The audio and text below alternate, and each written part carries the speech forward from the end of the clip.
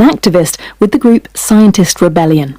Publishing articles is not enough anymore. We decided that it is time to find other ways to be heard. We mean to be disruptive. It's going to have greater disruptions in our daily life if we do not do something against climate collapse. Scientist Rebellion activists have glued themselves to roads, picketed offices of oil companies in hopes of getting big cuts in Mexico's emissions. The group was gaining attention. Mel was invited to do media interviews. Some people have told me, just be careful with what you say. And no wonder, later on, I remember receiving one message who said like, hey, I know where you study. I know who you are. Be careful with what you say. To date, I have no idea who was that person. The thing is that they want to silence us also with fear. Mel's family started to warn her before interviews, shut your mouth. I have to say that because I care about my family, I shut my mouth. But I did not feel well, of course. I am being their helper of silencing the climate crisis. But when it comes to your beloved ones, well, it is often difficult. Mel now studies in Europe. She hopes not to return to Mexico. Protest is a privilege one many don't have.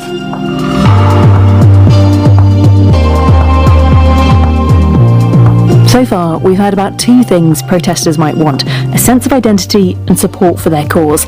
But we haven't really mentioned what most might think is the whole point of this in the first place: creating actual change. Dana R. Fisher from the University of Maryland says history has a lesson here, and it's a bit scary. What really brings change is the disaster people were hoping to avoid in the first place. I know we always use the United States, but just since I'm here, I'll say in the United States, our National Environmental Protection Act was signed into law in 1970 after a series of environmental disasters led to a mass mobilization around the country that pressured the government to do something. In terms of air pollution, Chicago ranks close to the top nationally, which isn't much to sing about, but that they did at a mass rally in the Loop to mark Earth Day. Over 4,000 persons came to... Disasters produce consensus, which can bring large numbers of people onto the streets. Numbers we've heard politicians are watching. Now, no one wants a disaster, especially when it comes to the climate. Dana says if protesters want to see progress, then there needs to be a critical number of people feeling the risk. We need there to be a mass mobilization of people in the streets who all have this sense, this collective identity, a common sense that there is environmental degradation and a crisis happening that needs to be stopped. How big does this number need to be? Well, Dana thinks the magic number to guarantee change is 3.5% of the population protesting. It's a very precise figure. It is. It comes from research that focused on what it takes to achieve peaceful regime change. 3.5% sounds small, but it's not. In the US, that would mean around 12 million people out on the streets. Almost 50 million in India, and the protest would have to be sustained. I mean, does that work as well with climate change as a problem? Because we're always talking about the risks of temperature rise, but by the time catastrophic consequences are felt, it's almost too late. Well, that's absolutely true. And I do think that there's a lot of evidence to suggest that we will not see the kind of mass mobilization needed to pressure our decision makers to take the kind of action that's needed until it's too late for many.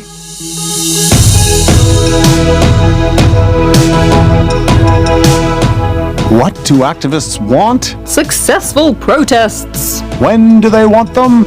Now. Now, what's on the placard to promote that, Neil?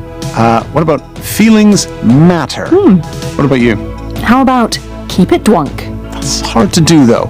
It's easy to ignore polite protesters, but those who kick up a fuss risk a backlash. The good news, I suppose, for activists is history shows they may be just one disaster away from success. Can we really call that good news? Maybe not.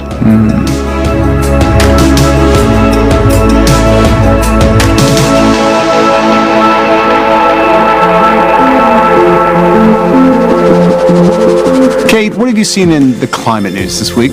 Well, I know you're a big fan of social media, Neil, because you haven't tweeted for more than 2 months. So this is going to be well up your street, I just know.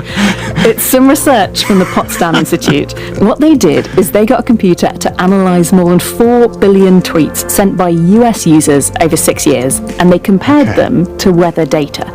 And what they found is really interesting. It was when the temperature is too hot or too cold, there was a rise in hate speech online, both in absolute numbers and in the share of tweets. Kidding. I'm not kidding, it's fascinating.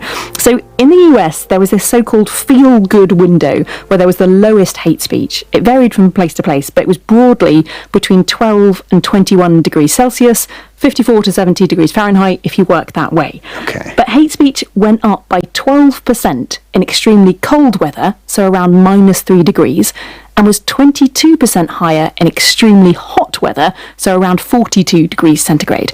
And that pattern was consistent across climate zones, income, and political and religious beliefs. Right, and so what's the theory? Is that people just become more irritable when they don't like the weather? Yeah, it's, that we're designed to live in a certain temperature. The feel-good window kind of varied by the average temperature of where we live. And it's got this worldwide implication, right? Because if this is happening, even in high-income countries where people can afford air conditioning and so on, then across the world, as humans try to adapt to higher temperatures and we're more likely to see more frequent, more intense weather, then there may be consequences for social cohesion and mental health, as well as all the other things that we talk about. Wow, Kate, fantastic story. Fascinating stuff. Anyway, that's the end of the programme, I think, and as ever, we have a very long list of people to thank.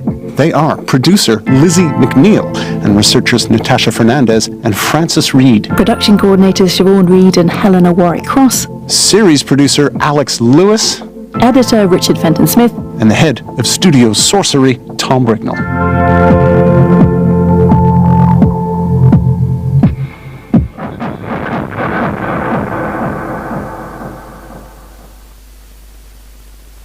This is the BBC World Service, remembering the lives of 3 black men killed by police in the USA. Terrence had so many young friends that got killed. I knew one of these days I would get that call, and I got it. For a black man, the risk of being killed by a police officer is more than twice as high as the rate for a white man. But the heart of this program isn't about reforming the criminal justice system. It's about human lives. He graduated August 1st. He was killed August 9th. Was just getting out trying to explore his own life. I'm Cornelius Eady. I've been speaking to 3 father figures as they remember their loved ones. We laughed, we joked. Laughter was free when you grew up. We didn't have indoor plumbing. We didn't have no running water. You could always laugh. Father Figures. Tuesday at 8 and 19 GMT. Coming up on Crowd Science, listener Ahmed from Oslo wants an answer to the question, why am I gay?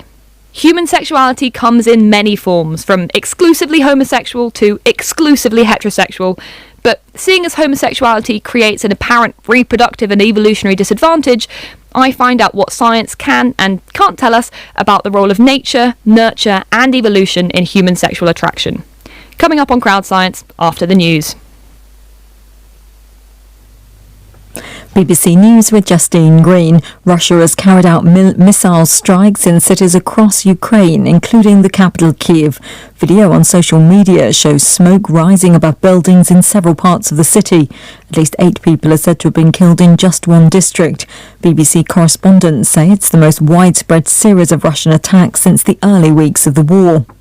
The coordinated attacks follow calls by hardline commentators on Russian television and social media for tougher action against Ukraine.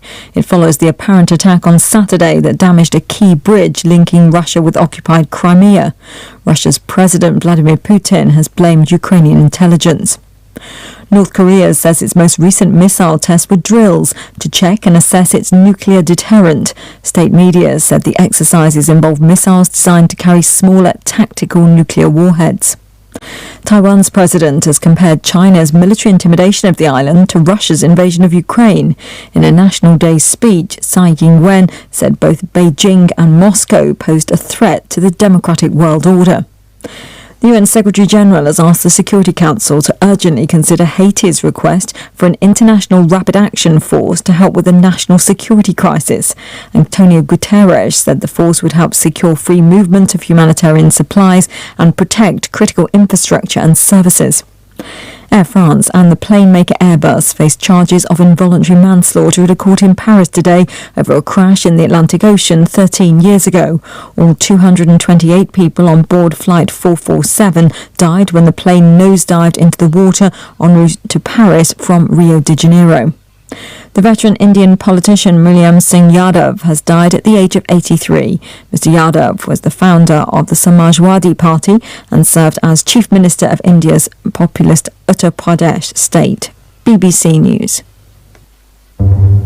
It took about 4 years until I dared to talk about it, but when I started talking about it, I first talked about it on TV. So, the national Norwegian TV. Why not? I like your all-in approach. Yeah, when I'm out, I'm out. So, there is no middle ways. You're listening to Crowd Science on the BBC World Service. I'm Caroline Steele, and that was listener Ahmed talking about coming out as gay on Norwegian national television. Ahmed is a successful artist from Sudan living in Oslo, and a couple of weeks ago he happened to be just around the corner from our Crowd Science office in London for the screening of a film about his life. We managed to grab him for a quick chat beforehand. Hello! Nice to meet you, I'm Caroline. My question for Crowd Science is, why am I gay? What sort of triggered you to write in with that question? Well, first, I'm very comfortable with who I am, but I get a lot of questions online from people who ask me, why are you gay? And the answers of it is because I am born this way, it is because it's natural, is not enough for them. So I need to give them some scientific answers. Okay, so you want us to find the answer so you can pass it on Yes. to the people that keep asking you online. I'm passing the ball for you. Okay, well, challenge accepted. On Crowd Science, we love exploring questions for curiosity's sake, but this question carries a bit more weight because people listen to this show in order to try to save energy. But there you go. 12 to 37,000 pounds, depending on the ground source, and I went further into it, and it said about 35 grand for my heat pump. Well, clearly that's not an option that's available to everybody. No, I mean, it may be, I don't know how you answered the questions or what sort of house you live in, but we do need to look at new ways and new renewables to heat our properties. Well, chatting to the Minister there about that blackout warning, but will it mean refiring up our coal-fired power stations in order to cope with the energy crisis? Shimana is at a power station in Greenwich for us this morning. I was speaking to an energy expert earlier in the show, and he said that was just a false economy, that they wouldn't be able to do it in time for this year, and it would just solve a problem further down the line when other problems are coming along. What are you hearing this morning, Shimana?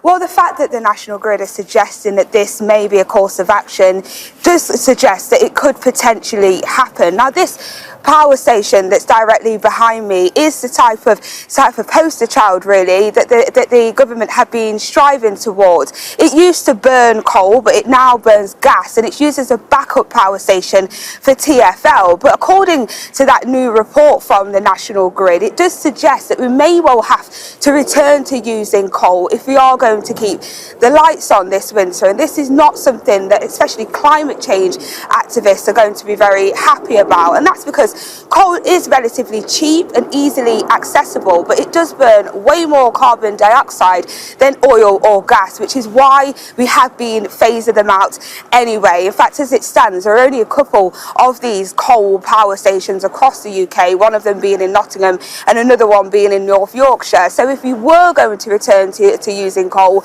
it would mean that these power stations would have to revert to using it, which might be why the person you interviewed earlier suggested that it could not actually work for the short term. However, as I say, the fact that this is being mooted and we're now having conversations about the way that we can all try and save our energy, it does suggest that we are going to have to start thinking outside the box to keep the lights on this winter. Okay, thank you. Time for tomorrow's take now. Hey, Tamara, we had Victoria Prentice on the show this morning. That's right. She's a minister in the Department for Work and Pensions, and they have to make a very big decision on whether to increase benefits by the rate of inflation, which is what Rishi Sunak, as the Chancellor, had promised, which happens normally every year. But this year, the suggestion is that Liz Truss may try to increase them by a lower level because inflation is expected to be so high, around 10%. And of course, she needs to find some money to pay for some of the tax cuts in her budget.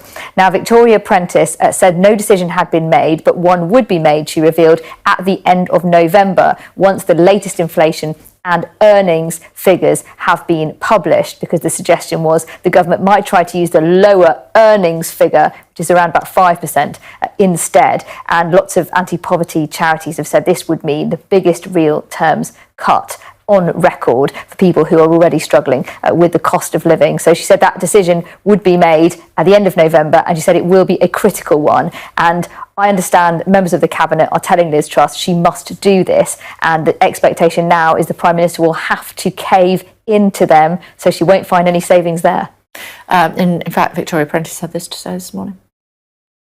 No decision has been taken about the uprating of benefits. This is it's quite a long and process-driven decision-making. I think it's really important that we have all the statistics and all the figures about poverty as well at our disposal before we make this critically important decision. We need to get the figures, get everything at our disposal, and then I will make sure that we make that decision as quickly as possible. It was also interesting what she was saying about who should get knighthoods and peerages. I mix them all up all the time. Yeah, so she said that the suggestion is that Conor Burns, who is a minister very close to Boris Johnson, may get a knighthood in what's called the resignation honours, when an outgoing Prime Minister lists all the people who should get a knighthood. And of course, he has just been suspended from his job as a trade minister because of an allegation of serious misconduct to do with the late night event at the Conservative Party conference. So she said that there was no suggestion that he would do, but she also wouldn't get into whether Labour's former deputy leader Tom Watson should get a peerage, which is also proved very controversial. Yeah, because I asked Ed Davey, actually, Sir Ed Davey, this is what he said. Should either Tom Watson or Conor Burns get knighthoods? Neither. So he has, as you said, Tom Watson's already got a knighthood, but this is about whether he should get a peerage and whether he should join the House of Lords. Yeah. Yes, he was recommended actually a couple of years ago under Jeremy Corbyn. I think through gritted teeth, they didn't really like each other and was knocked back. He's now been put forward again as deputy leader. Of course, the campaign he waged on historic sexual abuse allegations involving former politicians, all of whom were eventually dropped or cleared, has proved very controversial. So there has been a campaign to stop that, but it looks like the Conservatives don't want to get into that because of stones and glass houses. Indeed. So, and they certainly don't want to get into mudslinging when it comes to the SNP. Not so much an issue up in Aberdeen. Joe is there for us. Nicola Sturgeon having a proper pop at the Tories over the weekend. Exactly, Kay, saying she detests the Conservatives and everything they stand for. Hasn't apologised for those controversial comments that other parties have criticised her for making them. Certainly what SNP critics want to talk about today is that party's mixed record here in Scotland on areas like health and education, record A&E waiting times, and the possibility later this autumn of strikes in the education system in schools. What Nicola Sturgeon will speak about in her speech on stage later, I'm sure, is the case for independence, particularly the economic case, the SNP using the instability after the mini-budget to try and bolster their argument for why Scotland should be an independent country. And also, of course, the decisions made by Kwasi Kwarteng means that Scotland's Finance Secretary, John Swinney, also needs to decide whether he matches those decisions, in particular on tax, or whether he diverges. This is what he told this programme earlier. We've obviously got to set out our decisions on tax, and there's differences that have been created as a consequence of the Chancellor's decision.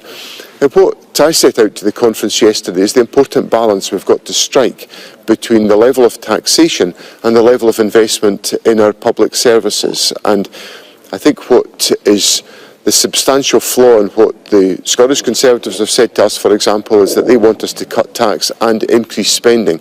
Well, I think basic arithmetic tells us that's going to be incredibly difficult to do.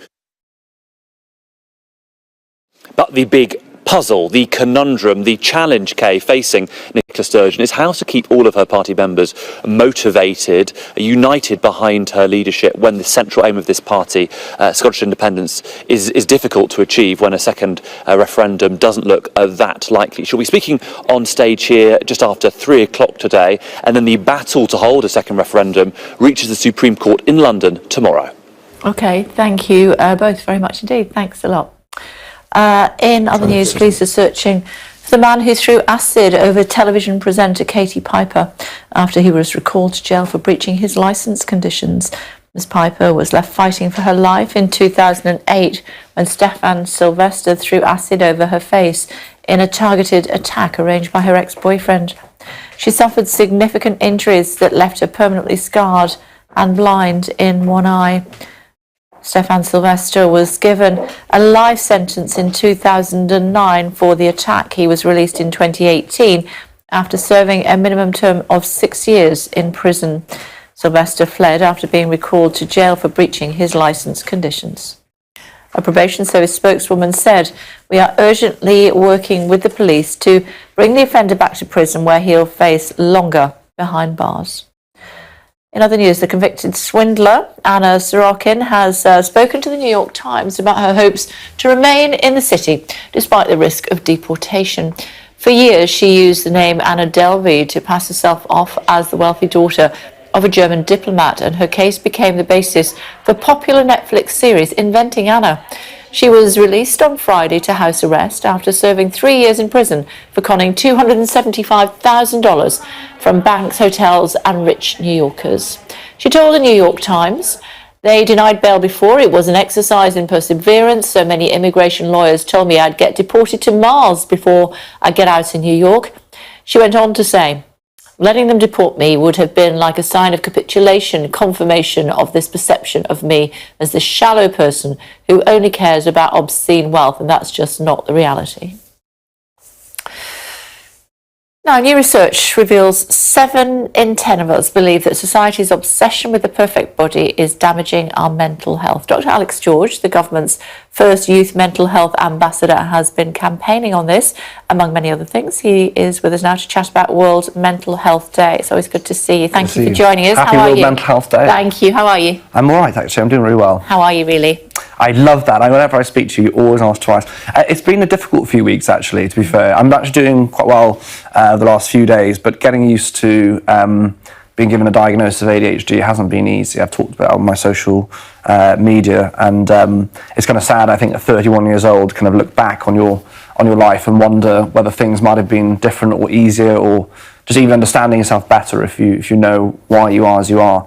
And life for me, it's kind of, I've got to, and I do what I'm passionate, I live the life that I want to live, but how many people have been brushed along the wayside, who have been lost, I guess, and not made it to where they want to be because we didn't understand them or try to understand them, is actually quite sad. And how does it impact on your life?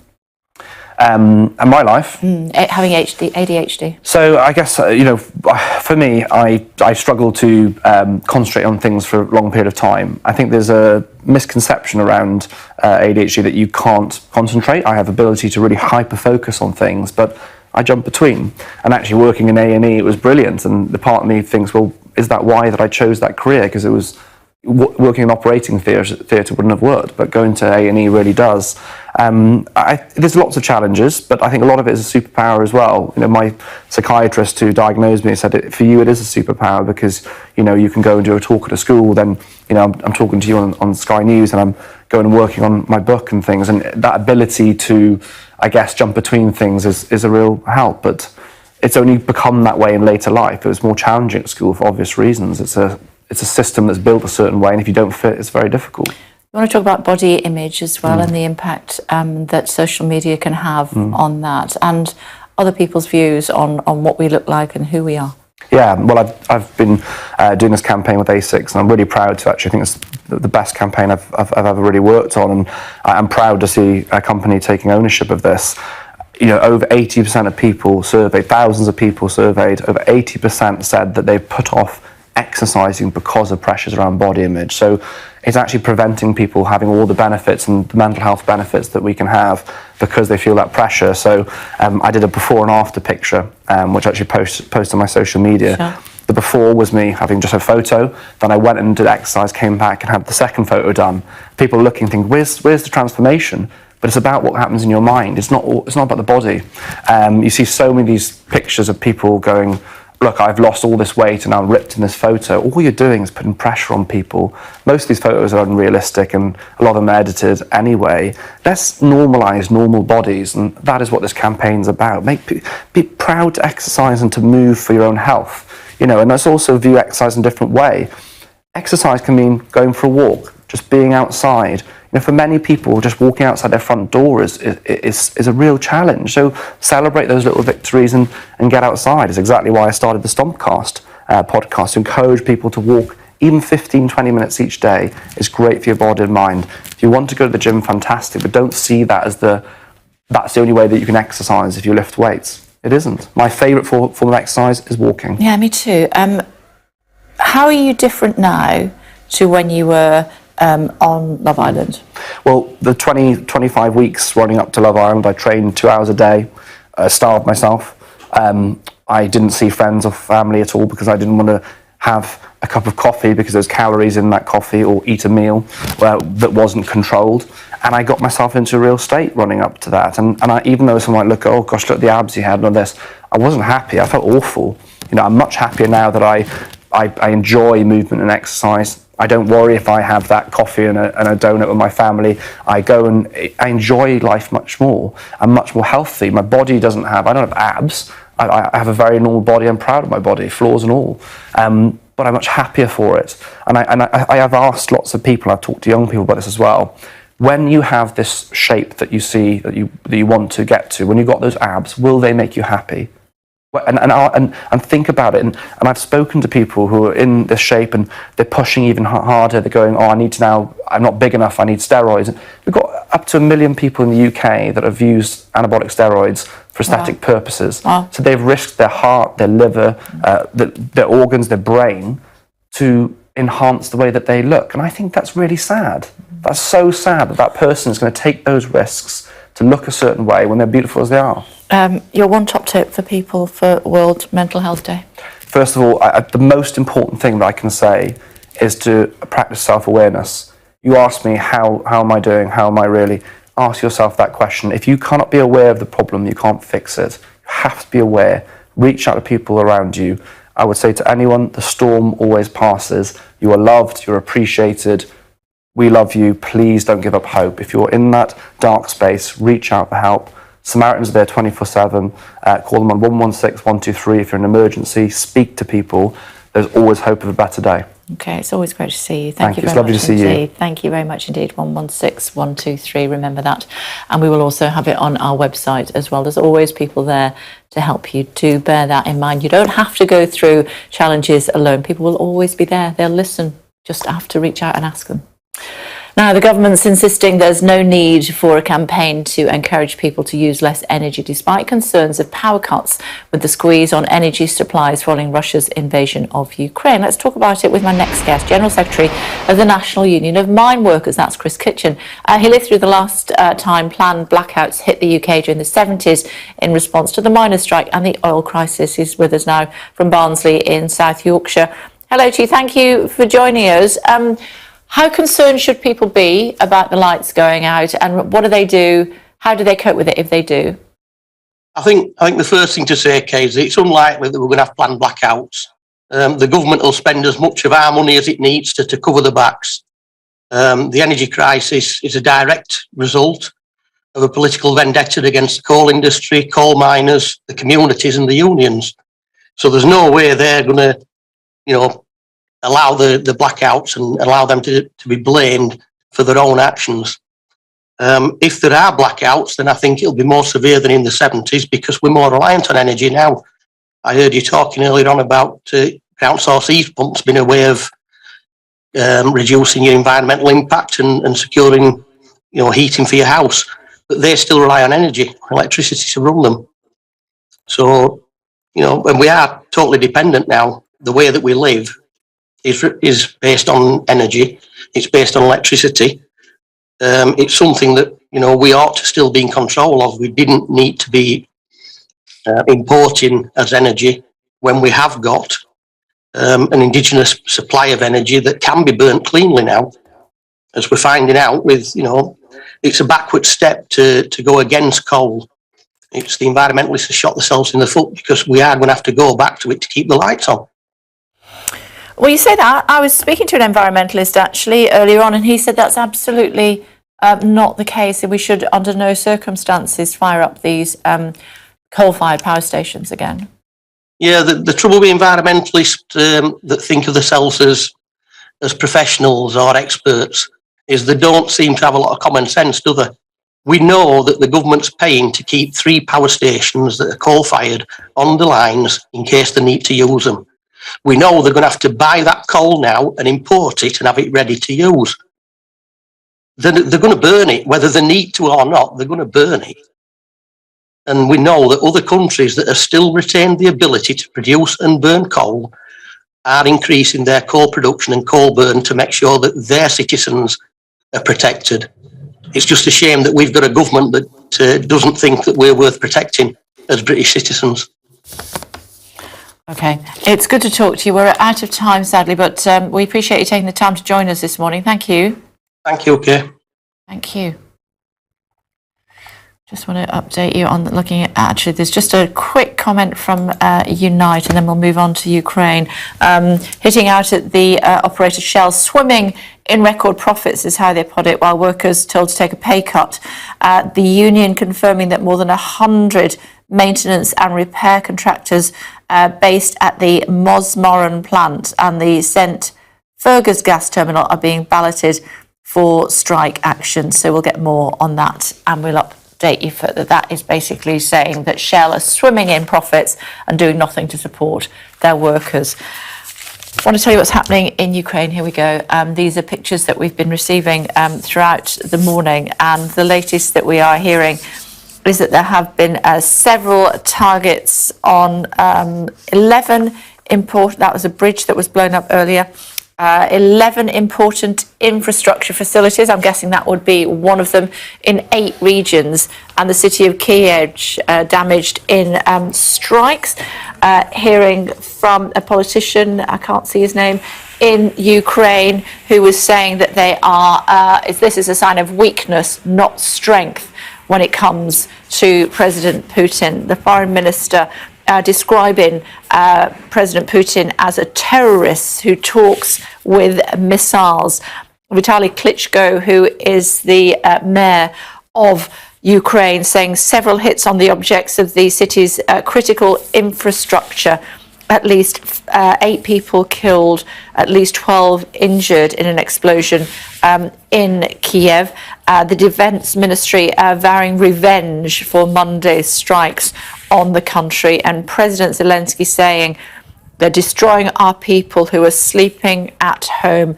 The air alarm does not subside throughout Ukraine. There are missiles hitting. Unfortunately, there are dead and wounded. So that's the latest we have in Kiev and wider Ukraine. This is what we've been saying on our tweets this morning, including this one. The US President Joe Biden said the world is facing the biggest threat of nuclear Armageddon since the Cuban Missile Crisis, asking former NATO defense advisor Robert Bell what he thought.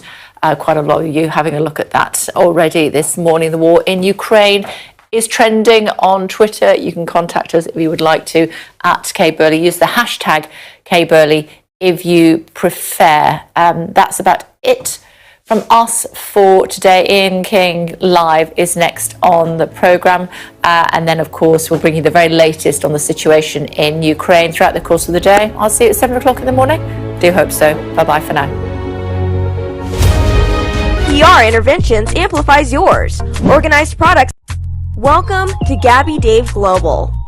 We are a UK-based online e-commerce store, the first of its kind with license to trade in African products. Some of the products are clothing brands and all beauty accessories, hair and beauty brands, natural aphrodisiacs, processed and dried unprocessed food.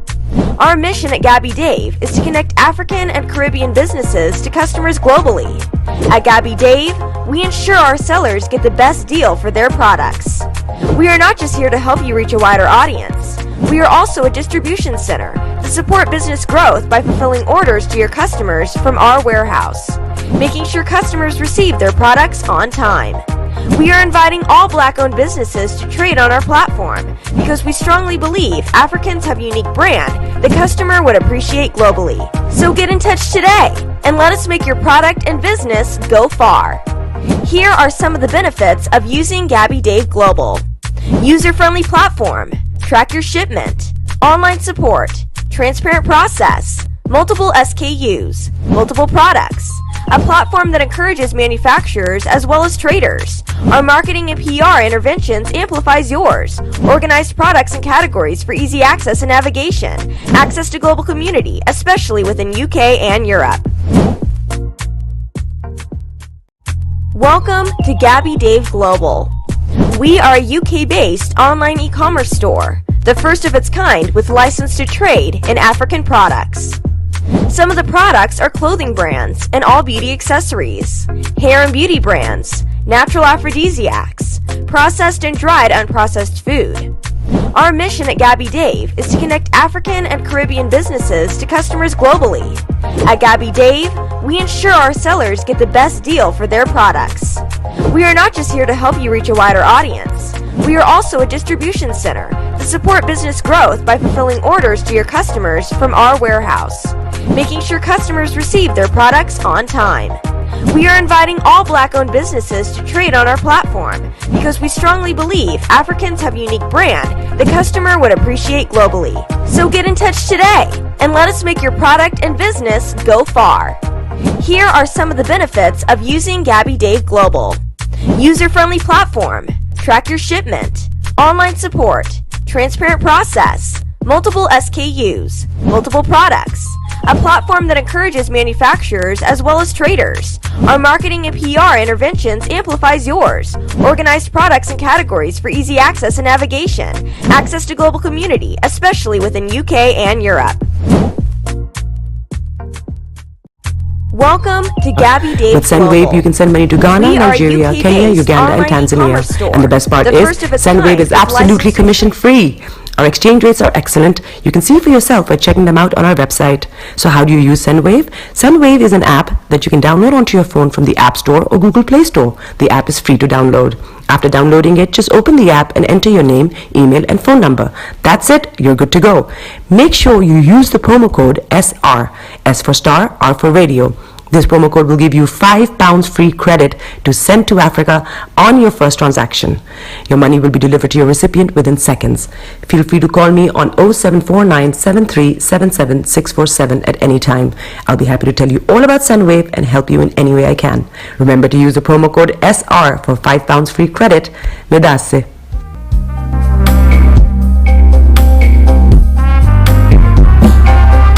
Are you looking for the fastest, reliable, and trustworthy controls?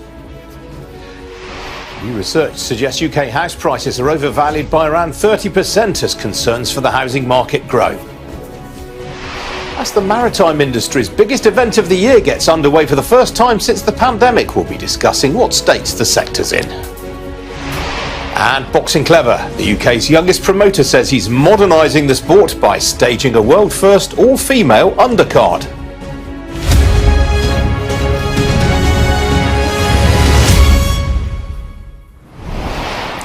Good morning, this is Ian King Live and our business and economic news from the heart of the city. Now, the United States has announced a slew of measures to restrict China's access to chips made anywhere in the world with American equipment or technology. The measures announced on Friday evening are aimed at hitting China's ability to develop its own chip industry and to produce advanced military systems. Shares of China's leading contract chip makers have all fallen on the news. Well, joining me now to talk about this is Rebecca Harding. She's a trade expert. She joins us live from Amsterdam, where she's attending a global financial services networking event. Rebecca, good to see you this morning. Thanks for taking time out to speak to us. I mean, the US already had rules governing the Chinese use of its chip technology. How does this take it on? So what's really interesting about this is it's actually really restricting access for Chinese companies to US technology and also US markets. So it's going to hold back a lot of what China has been doing over the last few years. Rebecca, is there restrict access to manufacturing? Rebecca, is there any particular events that's brought on this tougher policy stance? Not particularly. I think what's interesting here is that this has been brewing for a long time, and you've seen US and China trade in semiconductors diminish since 2017. It's almost fallen by around 80%, so it's been going on for a long time. But what's happening now is obviously there are tensions in the Taiwan Strait. There are issues around whether or not China will take aggressive action, and the US is really putting down a marker to we want to constrain access to military equipment where semiconductors might be an input. So this is actually literally a weaponization. Rebecca, well, we'll try one more. The line to you is pretty ropey right now. I mean, it looks as though this isn't aimed just at curbing China's military power. It looks a more sort of broad attempt to curb its technology drive. Absolutely, but you have to see technology is being integrated into not just military but also Chinese economic power. So the Made in China 2025 program was about independence and self-sufficiency, and that's had an effect obviously to try and diminish that. So it's about technology, it's about limiting access to technology and therefore constraining Chinese influence and economic as well as military power. How easy or difficult is it going to be for China to get around these latest restrictions? So it'll be quite difficult in the short term, but China's not going to stop manufacturing chips just because the US has put export controls on it. So I think what's likely to happen is that China will put a renewed effort into the subsidies that it's already been using to develop its own chip manufacturing capabilities. So China will put a lot of effort behind that, and you'll also see semiconductor supply chains around the world diverting. So for example, Apple in India is started thinking about using Chinese semiconductors and Chinese manufactured semiconductors because they're cheaper because of these subsidies. So it's a hiccup, it won't stop it in the long run. What's very interesting is that people have alighted on the use. I was looking at the wording of this earlier on. It actually refers not only to American companies, but to American citizens as well. Yes, I mean, one of the things that's really interesting about all of this is that it's trying to restrict China's access to America's allies as well. So, I mean, taking that on a step, the European Union has potentially got involved in an argument about this as well, because the problem is that the US has to have complete support for this. It's almost total application of these types of controls.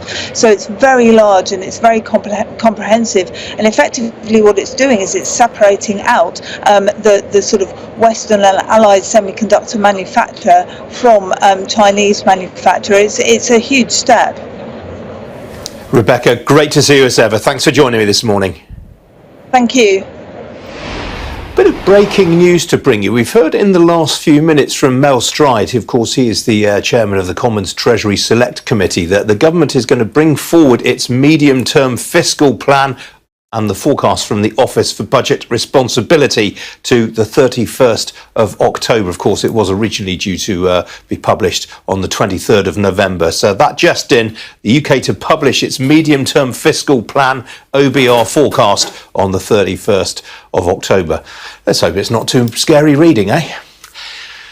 Now, the UK housing market has been in a state of turmoil since the government's mini-budget, with mortgage deals taken off the market and interest rates predicted to continue rising in the coming months. So what does it mean for house prices? Well, new research from Oxford Economics suggests they are currently overvalued by around 30% and likely to fall. Well, joining me now is Andrew Goodwin. He's Chief UK Economist at Oxford Economics. Andrew, welcome to you. House prices overvalued by a third. How do you reach that conclusion? That's right. It's really a calculation that we've made based upon mortgage affordability and the affordability of repaying a mortgage. And we've seen such a big increase in interest rates over the last sort of 2.5 weeks in particular, but also sort of a build up in rates earlier in the year, that we've gone from a situation where prices were reasonably fairly valued at the start of the year to a situation now where they're about 30% overvalued. And so that's purely because of the big increase in interest rates we've had. So when you're talking about reasonably valued, this is, you're looking specifically at not at affordability of property prices, but at the ability of households to service their mortgage debt. That's right. We've really compared it to the average of the past 20 years, and there's been a significant deterioration in that affordability recently. Obviously, for a large part of the last 10 years or so, mortgages have been very cheap for those who've been able to actually obtain them. But the very big increase in sort of swap rates we've seen has then driven quite a big increase in the rates available to actually get for households, and that means that the mortgages are far less affordable than they have been. Yeah, interestingly, you're suggesting this doesn't necessarily point to a housing market crash in the near term. No, I think certainly in the near term we'd expect transactions to fall quite substantially. Obviously, if you're thinking about getting a new mortgage now, it's going to be 2 or 3% higher, more expensive than it would have been sort of 3 or 4 months ago. So that's a big change and something that will restrain demand. But in terms of sort of what will cause prices to crash, really it sort of depends on sort of the number of people that are forced to sell. Because so many people have fixed rate deals in place, we think the impact of the higher rates will come through relatively slowly, and therefore the number of people who are actually forced to sell maybe won't be as large as it has been in previous house price downturns. Obviously, the housing market has really been on a tear since the pandemic. I mean, not so much in London, but certainly in places like Wales and the West Country and Scotland and Northern Ireland. Is there a danger that some people who've come late to the party, if you like, are going to be caught in negative equity?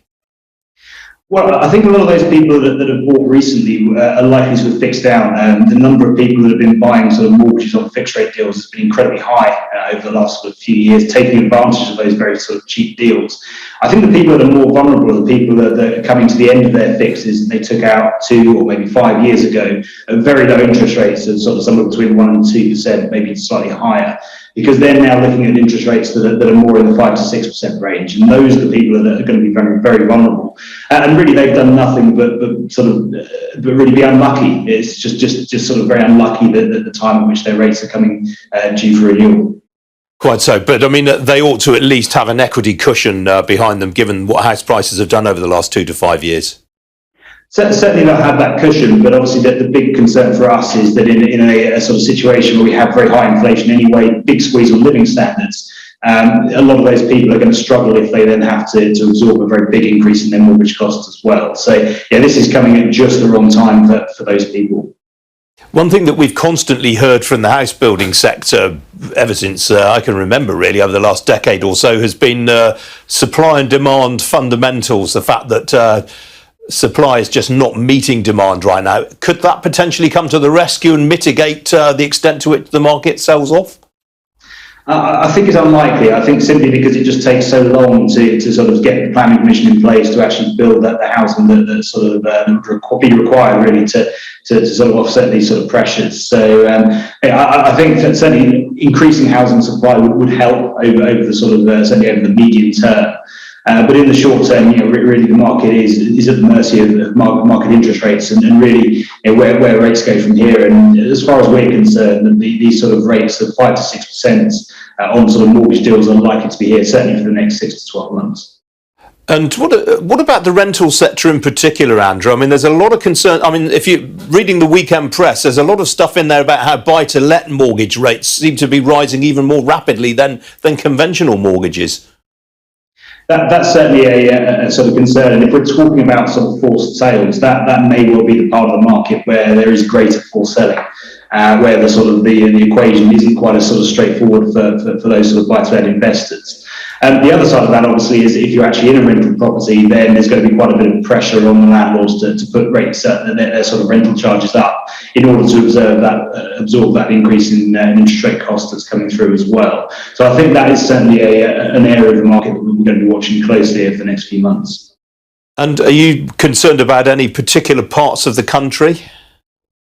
No, I think this is a sort of generalised issue, really. I think that the people we're concerned about are more about sort of when they took their mortgage out and the extent to which their payments are going to rise over the next few months, really, rather than sort of regional differentials. I think this is something that will hit really everybody across the UK quite hard if they're in that boat where they're having to refinance at this sort of time. All right, Andrew, got to leave it there. Appreciate you joining me today. Thank you. Some other business news stories for you now. And the Bank of England says it will continue to provide support to pension funds that have been at the heart of the recent turmoil in the gilts market. Well, the bank announced 12 days ago that it would temporarily be buying 20 and 30-year gilts, which are UK government bonds, after a forced sell-off by pension funds.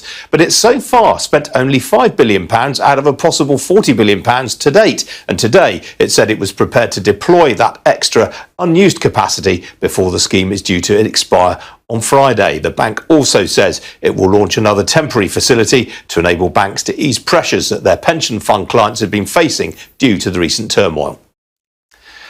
Nissan and Renault have confirmed they are in talks over the future of their alliance partnership. It follows reports that Nissan wants Renault to reduce its stake in the Japanese car maker as quickly as possible. Well, Renault currently owns 43% of Nissan, but the Japanese car maker wants that to come down to 15%, which matches the shareholding that it owns in the French car maker. The Wall Street Journal reported that in return, Nissan would invest in a new unit Renault is setting up to own and manage its electric vehicle assets. And shares of DS Smith have risen by more than 8% this morning at one point after the Sustainable Packaging Group said full-year results would be better than expected. The company, which is one of the world's biggest producers of sustainable corrugated cardboard, says sale growth have been very strong during the last 6 months, which, along with controlled costs, had improved profitability. Well, Miles Roberts, the chief executive, says the company remained focused on delivering for customers and managing its costs in an inflationary environment. Smartphones, smart speakers, smart watches, but what about smart energy? Well, the Irish firm Grid Beyond is a company focusing on just that, smart energy, which is where devices are used to improve energy efficiency. It's just received €6 million in debt financing from the venture capital firm Claret Capital to support smart energy expansion. Well, the co-founder and chief executive is Michael Phelan, and he joins me now. Well, Mike, welcome to you, Michael. For those unfamiliar with you, what is it that your business does? So we have a lot of expertise in load flexibility and energy storage. We then use artificial intelligence to combine those to allow us put a lot more renewables onto the grid and use renewables more efficiently at customer sites. This will obviously allow them to reduce cost and manage carbon more efficiently. And what was the genesis of the business? Well, we saw that there was a large opportunity to combine flexibility and storage with renewable assets. So for many years now, people have been putting wind on the grid, and more laterally in UK and Ireland and other countries, they've been putting solar on the grid. Obviously, that's intermittent. So you need a counterbalance to that. And what we do is we find existing flexibility that might exist out in, say, a building where you can maybe manipulate the air conditioning system within very, very tight tolerances. But that can be very useful to actually allow renewables onto the grid. So allow the wind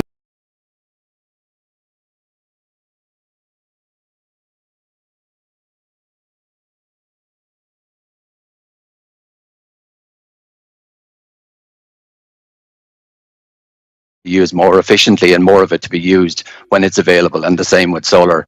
So that very flexibility that you have in buildings, in cold stores, in pumping water, in various things can be quite valuable to balance the grid. Ultimately, could this do away with the need to have, for example, old coal-fired power stations there to provide base load at times when the wind isn't blowing? Yeah, that's exactly what we do. So we also are in the area of batteries. So we put quite a lot of batteries onto the grid, and we have a financial facility to allow us to work with customers to put batteries into their facilities. That allows us then to pull down the wind and the solar and the various renewables when they're available. And then obviously the battery can give back the power into the facility when they're no longer available. Some of these batteries can be quite long duration, so that can allow you to basically have power available that came from the wind originally or from the sun originally at times when the sun or the wind are not available. And from where are you accessing the batteries? So generally the supply chains find their ways to China, in that they are Korea, in that they're the main suppliers of battery cells at the moment. In terms of inverters and various other systems, then they're available across Europe, and obviously the engineering and the various other parts are carried out UK, Ireland and various places. And you've been expanding into various other territories in recent years, North America, Japan, Australia. Are you trying to do too much at once? Not really. So we would have analysed all the markets and found the markets that are the most attractive from the point of view of flexibility and storage. In other words, they're the markets that are adding the most renewables. So UK and Ireland are pretty much leading the way, or are among the leading markets. But a lot of the better markets from there are places like ERCOT, Texas, California, Australia, Japan, and that's the very reason we're in those markets. Now, this is a debt facility being provided to you by Claret Capital. Should we read anything into this, the fact that they're not injecting equity? Well, we're a fairly mature company, so we've been around for a while, and obviously we're of a size where we can have debt as well as equity in our company. So as we continue to grow, obviously we balance debt with equity, and we put the appropriate quantity of each one into the company to allow us to grow. I gather there's a bit of money from the Irish government sitting behind Claret Capital. There is, yeah. They have been involved in putting these facilities in place. They're quite valuable for companies at our stage, in that we don't necessarily need to give up equity given our turnover and revenue and margin. So it's quite a useful facility to have at our stage of growth. And looking at some of your recent research, I mean, one thing that really interested me, you think that the United States is actually starting to feel the sort of after effects of the energy crisis that we've been experiencing here in Europe? To some extent, I guess in Texas, they are in various parts where they produce LNG. The LNG has the possibility of obviously going to Europe, and that increases the prices of gas in the United States. So it's getting a kind of a secondary effect from our higher prices here in Europe. All right, Michael, we have to leave it there. Pleasure speaking to you today. Thank you. Very good talking to you. Thanks. Now, we regularly talk to tech entrepreneurs on this programme about some of the challenges facing the sector, raising finance, attracting talent, spreading prosperity in the sector nationwide, and crucially, the short-termism that often tempts UK tech firms to sell out to US rivals rather than take their business onto the next level. Well, these are all issues with which my next guest has been grappling. Dr. Jeremy Silver is Chief Executive of Digital Catapult, the UK authority on advanced digital technology. Dr. Silver, welcome to you. What are the sort of big trends that you're seeing right now in digital innovation here in the UK? Well, good morning, Ian. It's a real pleasure to be here on the show with you. We Digital Catapult works with about 400 early stage companies every year. And what we're really interested in is trying to develop their skill and their understanding of the technology and really push them into the market more rapidly. And we try and do that in places which are a little bit ahead of where commercial investors are actually working. So we're publicly funded by Innovate UK. We are not for profit. And really what we're trying to do is to build growth into the economy, which is obviously a bit of a buzzword at the moment. So some of the big areas that we're really interested in and seeing a lot of activity in are pretty familiar, obviously, like artificial intelligence, for example, but 5G is an enormous area of activity in the UK. And PwC just did a forecast recently on 5G suggesting that by 2030, it might add about 45 billion to the UK economy. So pushing businesses to understand the opportunity in 5G is a really big area of interest for us. But other things like, for example, augmented reality and virtual reality, which have been with us for some time and seem to sort of go up and down in terms of levels of interest. But again, we're starting to see a real wave of investment behind those kinds of technologies as well. And that's spreading into different areas So you've heard lots of talk about metaverse, for example, but also digital twins in the industrial space. You've managed not to use the term deep tech so far, which I'm very impressed by. I mean, it's an expression we've used on this programme in the past. I mean, for people who don't know, what is deep tech? Well, deep tech is where we put our focus, actually, and it is very much about the heart of the technology, but then being able to bring that into the market. So if you think about the kind of research work that goes on in universities, where we're seeing real inventions, if you like, and so the beginnings of things, deep tech is the next stage on, where the technology itself is established, but really understanding how that works in a business context, what kinds of business models emerge out of those technologies and what the opportunities that they create are, and then beyond that, taking that into application into industry, into products and services in the marketplace. So deep tech is sort of somewhere in that middle spot, and it's I think it's where the UK is actually very strong. Now, London startups are obviously attracting record sums in terms of venture capital funding, and to an extent Cambridge as well. Are you getting evidence that this investment is being spread more widely across the UK? Well, there's no question that, I mean, the UK as a whole, over the last 5 years, has received more venture capital and private equity investment into early stage businesses than the rest of Europe put together. So our tax incentive schemes, like the SEIS product and the EIS scheme that the Revenue operate, and which in fact the Chancellor has just enhanced, as well as things like the R&D tax credit, which help businesses once they're up and running. Those definitely attract investors here and are working very successfully, as they have done over at least the last 10 years. London and the South East and Cambridge have been very much at the heart of this, and certainly it is harder in other parts of the UK to see that kind of investment. And but it's growing, it's changing. We're seeing organisations like, for example, the Business Angels Association, really encouraging angel investors, encouraging local investors in areas like Manchester and in the Northwest to become more active in this space. But there's no question there is a lag. Now, what about this issue of short-termism? I mean, we hear it time and time again. UK startups, they just don't take the business to the next stage. They're quite happy to take the money and run quite often.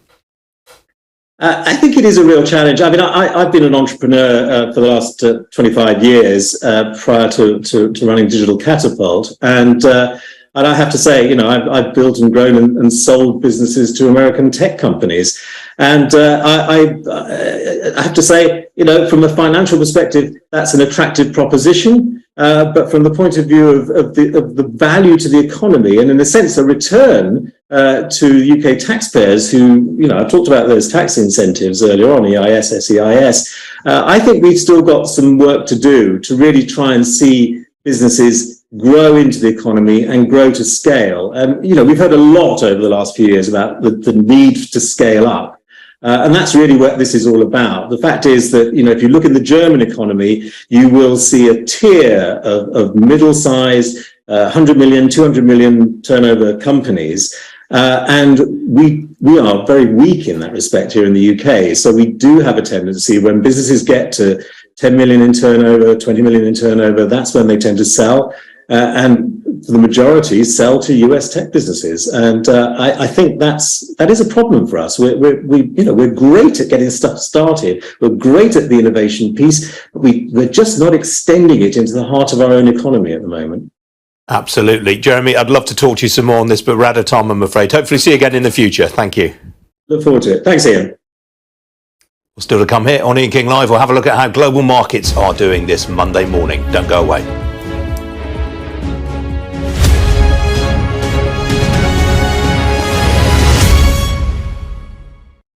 In African products. So, welcome to Gabby Dave Global. We are a UK-based online e-commerce store, the first of its kind with license to trade in African products. Some of the products are clothing brands and all beauty accessories, hair and beauty brands, natural aphrodisiacs, processed and dried unprocessed food. Our mission at Gabby Dave is to connect African and Caribbean businesses to customers globally. At Gabby Dave, we ensure our sellers get the best deal for their products. We are not just here to help you reach a wider audience. We are also a distribution center to support business growth by fulfilling orders to your customers from our warehouse, making sure customers receive their products on time. We are inviting all Black-owned businesses to trade on our platform because we strongly believe Africans have a unique brand the customer would appreciate globally. So get in touch today and let us make your product and business go far. Here are some of the benefits of using Gabby Dave Global. User-friendly platform, track your shipment, online support, transparent process, multiple SKUs, multiple products, a platform that encourages manufacturers as well as traders. Our marketing and PR interventions amplifies yours. Organized products and categories for easy access and navigation. Access to global community, especially within UK and Europe.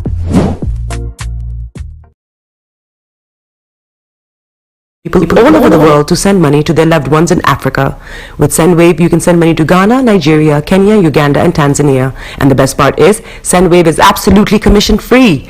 Our exchange rates are excellent. You can see for yourself by checking them out on our website. So how do you use SendWave? SendWave is an app that you can download onto your phone from the App Store or Google Play Store. The app is free to download.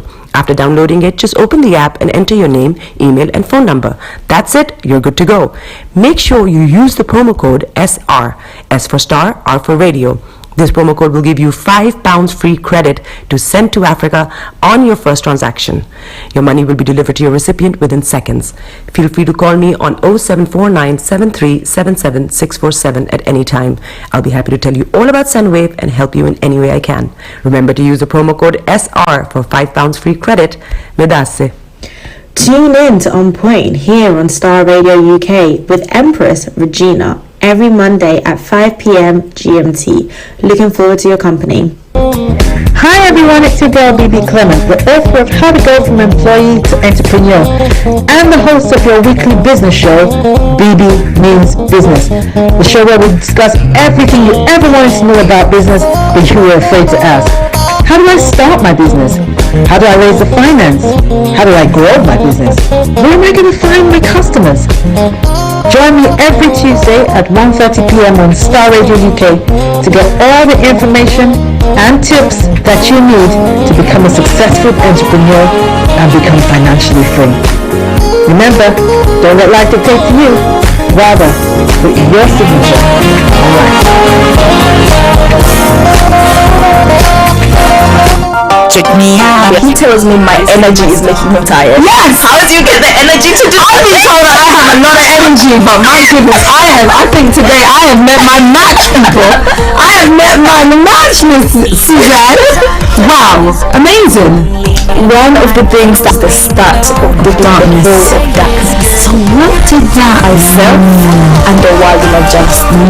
And 2019, forget the proverbial boardroom. Join me, Simone Frazier, on the CEO, the program that gives you the driving seat over your life. Every Tuesday, 8 p.m. only on Star Radio.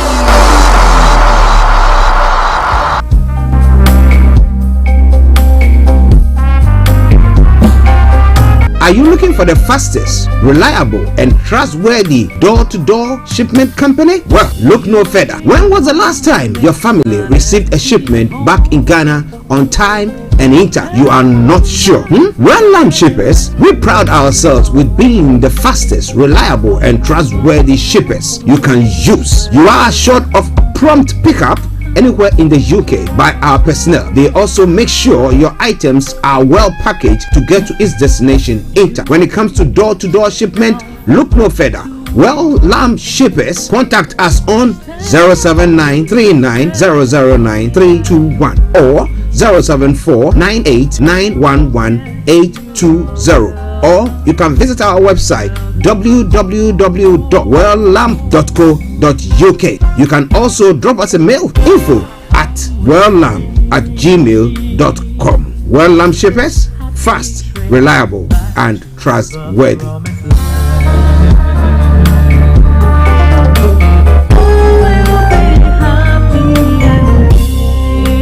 Hi there. Are you dreaming of owning your own house in Ghana? Then you will need a well-documented piece of land that is free from troubles. I highly recommend My Africa Property for any size of land that you will need. With My Africa Property, lands are available in Pram, Sopoli, Tohenia, Ogome, Dodoma, Winneba, and many other locations at affordable prices. These locations are about an hour away from the airport, only 35 minutes from the motorway, 10 minutes drive from Central University College, 10 minutes drive to the beach, and close to Pram Senior High School and Ghana Men's Soccer Center of Excellence. For more details, visit our website www.myafricaproperty.com or call our UK office on 0208 123 2523. For our US and Canada offices, call us on +1 585 184 994145. You can also email us at ghana@myafricaproperty.com. The best radio show. Broadcasting worldwide, online 24/7. Turn it on. Turn it up. It's your man. Bekutu, show them you got the cocoa set. Ladies and gentlemen, it's your boy Harry Song, aka Mr. Songs. This is the Kingmaker Baba for the girls. We're here. This is Star Radio. We don't go nowhere. UK, London. We call them London for home. We're here. We call them London. And I said, you know, just have fun and stay blessed. Hi there, this is CJ Buckman, your life coach. And whenever I'm in London, I listen to Star Radio UK right here. But guess what? You can listen to wherever you are. In your car, at work, at home, on your smartphone. This is Starr Radio UK. Are you ready to turn it up? 10, 9, 8, 7, 6, 5, 4, 3, 2, 1. Your heart is aching. Smile even though it's breaking. When there are clouds in the sky, you get by. If you smile through your fear and sorrow, smile and maybe tomorrow you find that life is still worthwhile if you just smile. Hey, this is Archie and you are listening to Star Radio UK and the Morning Show.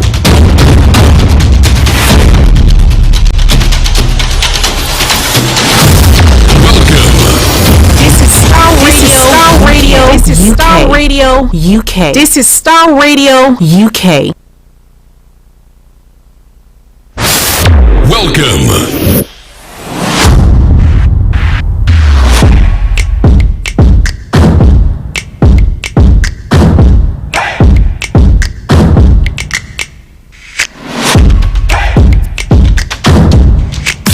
Broadcasting worldwide, online 24/7.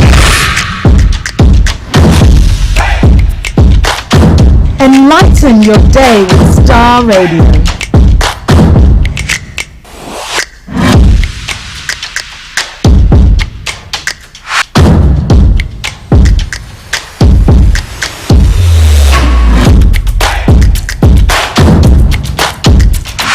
Starr Radio. Radio for the people, by the people.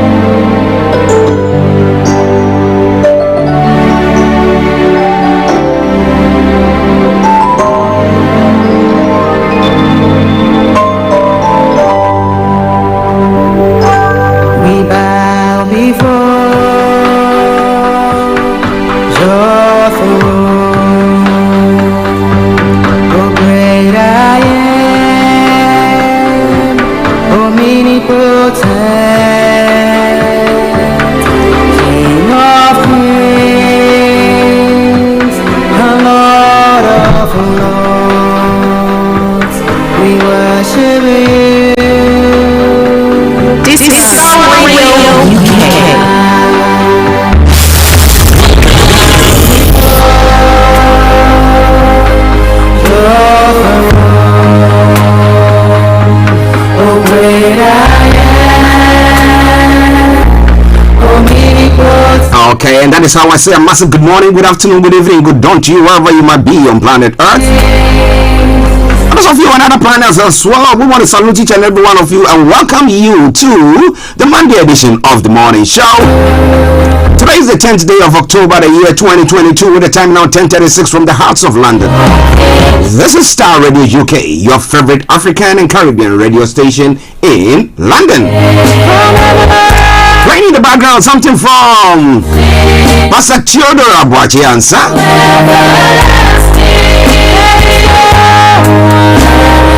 He said everlasting to everlasting.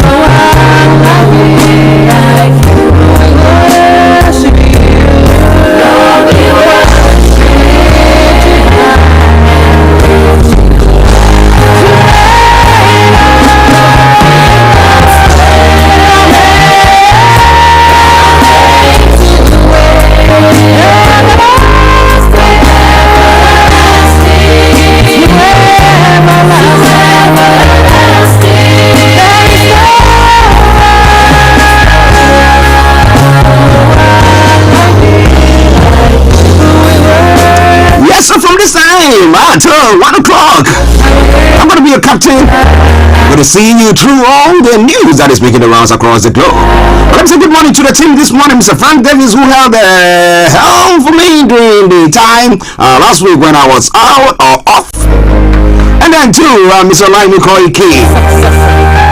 And a special good morning also goes to the one and only HRH Linda Palian all the way in Cyprus. And to my able producer who is a bit under the weather, Mr. Francis Guy. I hope you are doing good. Massive good morning to you all and welcome you to the program once again. And I'm saying good morning to Amaya all the way in Niger. And Anthony Adedeji in the USA. Aziz, how are you doing? All in the USA as well. You are the and Miss Gold all the way in UAE. And all my UAE listeners there, I salute each and every one of you.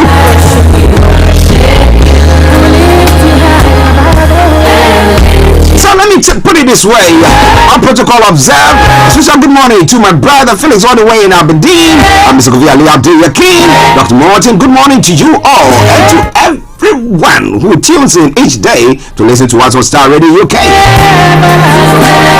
It's your favorite African and Caribbean radio station in London.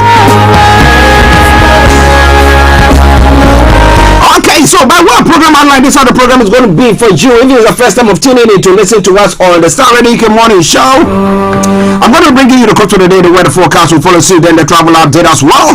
We'll move on from there to have a look at some of the stories making the rounds across the globe, known as Global Trotting.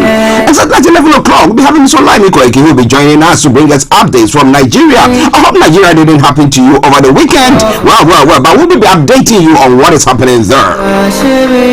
Then after that, we'll continue to look at some of the stories making the rounds in other parts of the world. Of course, from archaeology to zoology, from Accra to Zanzibar, it's making the headlines. We promise you one thing for sure, we're going to be touching on that. At 12 o'clock, the lines are open for you to add your voice to the discussions wherever you might be. And then we'll continue from there at 12:30. Yes, we bring you Career 101 with HRH Linda Palian all the way in Cyprus. And then exactly at 1 o'clock, the curtains are brought down for the end of the program. So in a gist, that's what is going to be happening today. Once again, welcome, but do me a massive favor, share the broadcast with your friends and loved ones and invite them to like our pages. Let me say good morning to Coach Jody. I hope you are doing very, very well and the family. I just say F1. She says it's good. Alright then. So the quote for today says, your character is a real you. It is who you are in terms of behavior. And that's where there's something in what Ghanaian parlance here. Was it in the tree or one of them? It says that your beauty can take you there, but your character is going to bring you back. So, are you reforming, underforming, or which one are you? That's like one of the stories that's making the rounds in Ghana today. I'll be bringing you more on that, but don't you worry at all. Now let's move on straight to the weather front. Let me tell you what is happening on the weather front this morning. Well, over the weekend we had a nice sunny time, and therefore those of us who had events or things like that managed to enjoy it.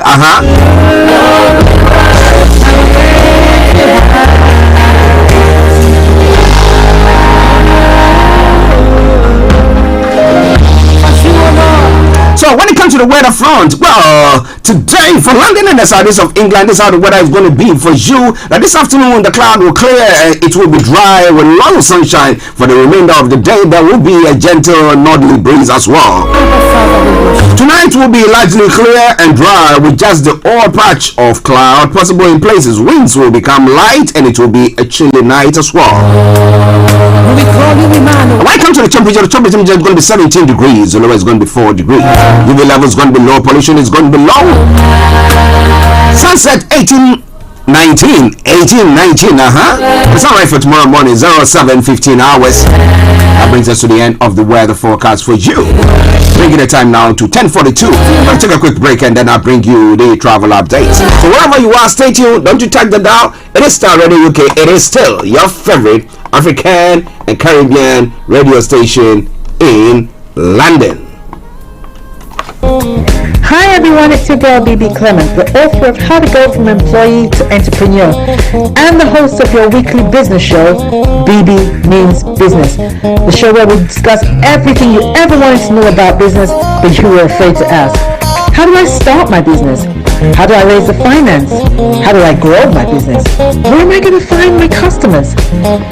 Join me every Tuesday at 1:30 p.m. on Starr Radio UK to get all the information and tips that you need to become a successful entrepreneur and become financially free. Remember, don't let life dictate to you. Rather, put your signature. All right.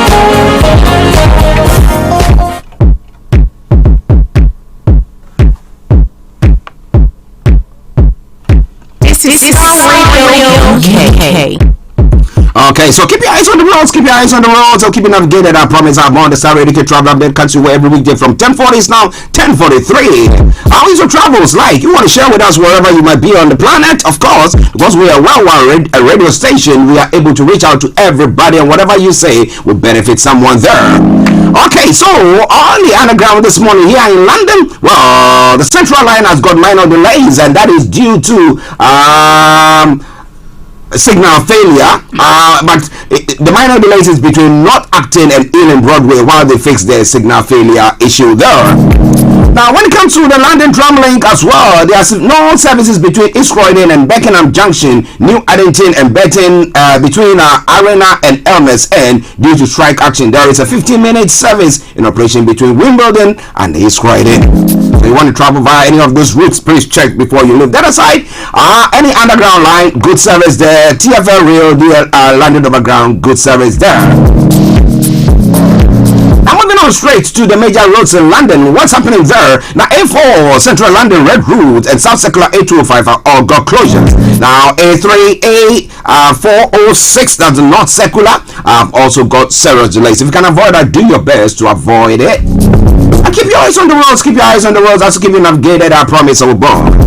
I'm moving on straight to the river bars this morning. On the river bars, the village area has got special service. That aside, as you know, all the others, good service. And let's move on straight to the London cable car, which I can tell you shortly, good service there as well. Now moving on to the final segment of the travel updates, that is the National Rail. On the National Rail, Avanti West Coast has got reduced timetable. Chiltern Railways disruption there as well, so check before you leave. That as well. Cross country has also got some disruption there, and then Lumo has got no service, and then Northern Rail minor delays on some routes. ScotRail has got industrial action, so please check before you leave or embark on any journeys. Now, First Rail Penang Express has got amended timetable, and the West Midland Railways has got bus replacement, replacing trains between Leamington Spa and Newington. So that aside, that is how the travels are. All the others, good service on all the National Rail there. So I'm going to say it once again as I do. Good morning, good afternoon, good evening, good dawn to you wherever you might be on planet Earth. Enjoy your commute for today. But you know what? Continue to keep those eyes on the road.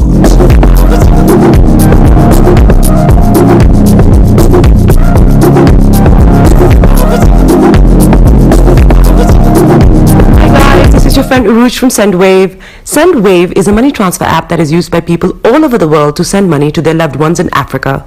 With SendWave, you can send money to Ghana, Nigeria, Kenya, Uganda, and Tanzania. And the best part is, SendWave is absolutely commission-free. Our exchange rates are excellent. You can see for yourself by checking them out on our website. So how do you use SendWave? SendWave is an app that you can download onto your phone from the App Store or Google Play Store. The app is free to download. After downloading it, just open the app and enter your name, email, and phone number. That's it. You're good to go. Make sure you use the promo code SR, S for Star, R for Radio. This promo code will give you £5 free credit to send to Africa on your first transaction. Your money will be delivered to your recipient within seconds. Feel free to call me on 0749 7377 647 at any time. I'll be happy to tell you all about SendWave and help you in any way I can. Remember to use the promo code SR for £5 free credit. Medasse. Tune in to On Point here on Star Radio UK with Empress Regina every Monday at 5 p.m. GMT. Looking forward to your company. Welcome back to the program. It is Star Radio UK. It is your favorite African and Caribbean radio station in London. You know what you can do? Those of you on the Facebook, you can put your comments there. It doesn't, we don't need any time for you to do so. As the program goes on, you can put your comments through, and then I'm promising one thing for sure. I'm going to read that. Those of you on YouTube, those of you on Periscope, those of you on Twitter, do so wherever you are. But you know the best way to listen to us is via our apps. We've got our own apps, and you just go to the App Store. Just look for Star Radio Global. Yes, and just download it. It is for free. It is very interactive. Now look at that, and you can just put your comments through that one as well. And we promise you that we're going to see to that or read it out as well. Okay, now let's go global trotting. Let's look at some of the stories making the rounds across the globe this morning. Yes. When it comes to some of the updates that we're going to be looking in Nigeria, APC Christian Dam Tinubu Shetima revealed final position on Muslim ticket. There's some stories making the rounds there. We'll be bringing you more on that once we have Mr. Olaimi Koiki on. Now, APC chieftain assassinated in Enugu. Now, please confirm tragedy. And death toll rises to 76 after both scenes in southeastern Nigeria. A very sad one there as well. Now, Chinese citizen killed as unknown gunmen, disarmed policemen in Ebonyi State. And then NAFDAC alerts Nigeria on substandard baby cough syrup. Oh my goodness! Wow. Now, Facebook herbalists prescribed ritual for us. Yahoo boys. So is that telling them this is what you have to do so that you can outwit people? Okay. And in Nigeria, Egypt trade now up to $141 million a year as trade conference begins today. But interestingly, we could have been making more on that front, trading amongst ourselves as a continent and as a sub-regional area as well. Well, but what are we doing? I'm the victim of corruption fighting back. Magu is also saying that NNPP has best manifesto. Kwankwaso is saying, yes, we'll be bringing you more. Is the 2023 election going to hold us out at all? And how many days more do we have for that? Yomi is going to be telling you more about that. Respect people right to hold rallies. Sarah tells Buhari and governors as well. Interestingly, when the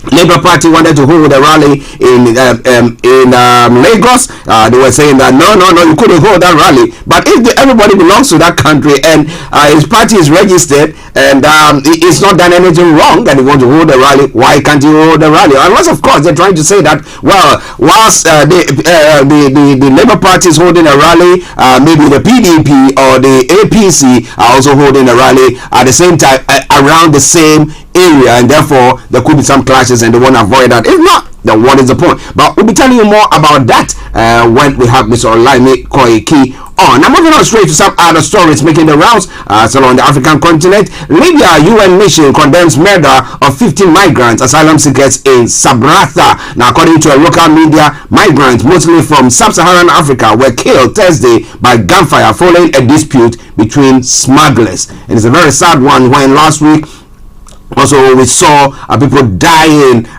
in the Greek area seas when they were trying to cross using those dodgy dinghies there as well. Now, Egypt Greek calls gas deal between Libya and Turkey illegal. Okay, why are they calling that illegal? Well, we'll be looking more into some of the stories making the rounds on the African continent. The 4th Art and Culture Festival marks Uganda's 60th independence anniversary. After 60 years after independence, what can they actually put their hands up for supporters of Lesotho RFP party celebrate early electoral wins or gains there. And a child forum names Debbie transitional president. Debbie as a transitional president, of course. Now he is the leader there, so what do you expect? Now Burkina will launch on October 14 to 15 a process to adopt transition. So there's some sort of stories making the rounds on the African continent. Gambia to step up heat.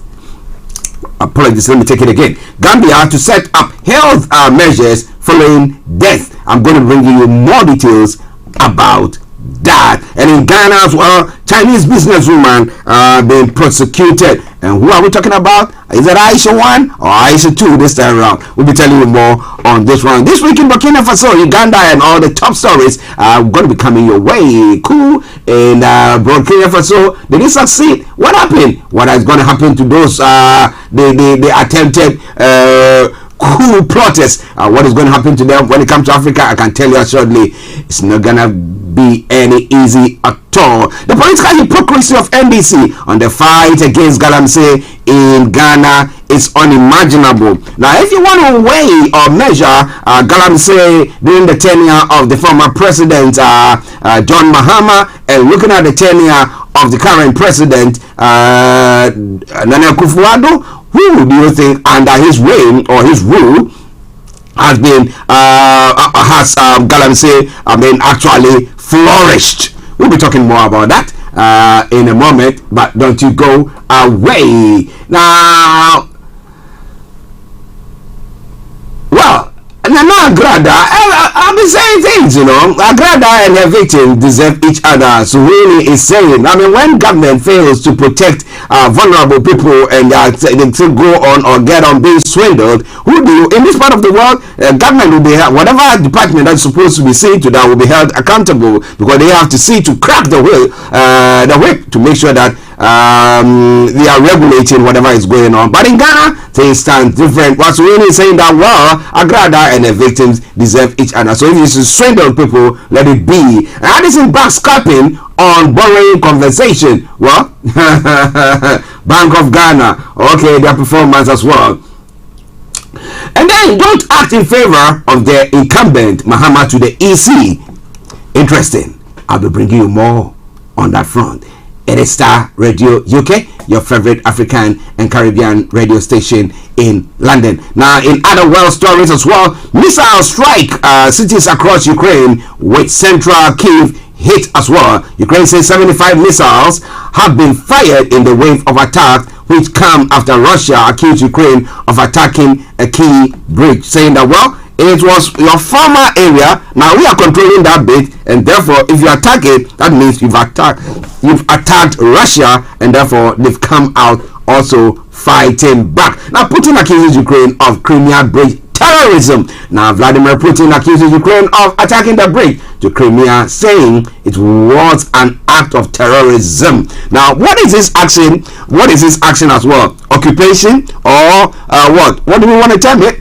Or internationally recognized terrorism or accepted terrorism? We'll bring you more on that from North Korean missiles launched where nuclear attack drills. The Pyongyang made its claim as intelligence suggests it is preparing to hold a nuclear weapon test. And where are they going to be firing it to? We'll be looking more into that as well. Deadly landslide sweeps away homes in Venezuela. Some of the stories making the round. An Irish village never the same again after the explosion. Well, this is something that we see back in Africa and other developing countries. But when it came to Ireland and that explosion that took place at the filling station, it's quite a scary one, and lives that have been lost have been named as well. Well, Elon Musk, the world's richest man, is wading into the China and Taiwan tension, saying that, well, there should be some peaceful or some places have to be ceded to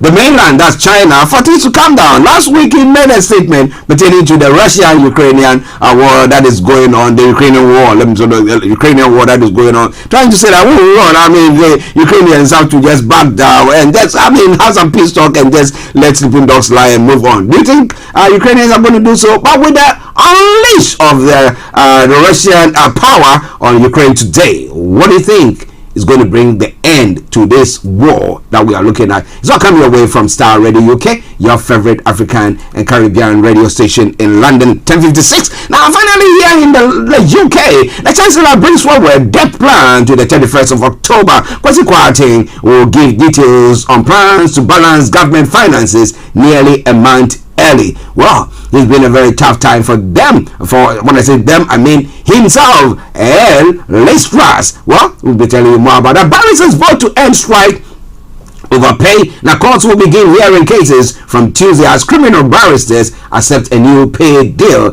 What is the details there? We're going to be bringing you more on that. Firm Plans UK first 3D printed homes development. Oh my goodness, that will be the first one. I want to see how that is. You know, go and live in a 3D printed your house is printed.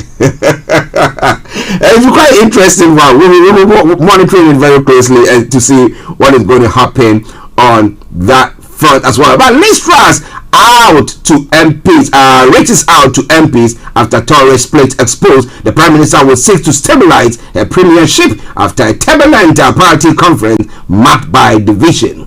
Do you think she's going to last up to the end of the year?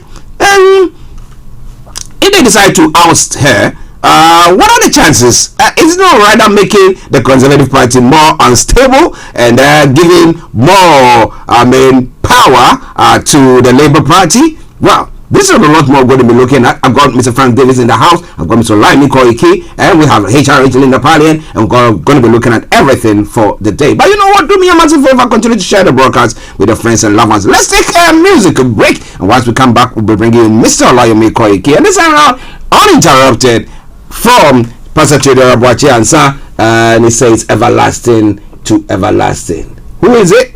God. Enjoy.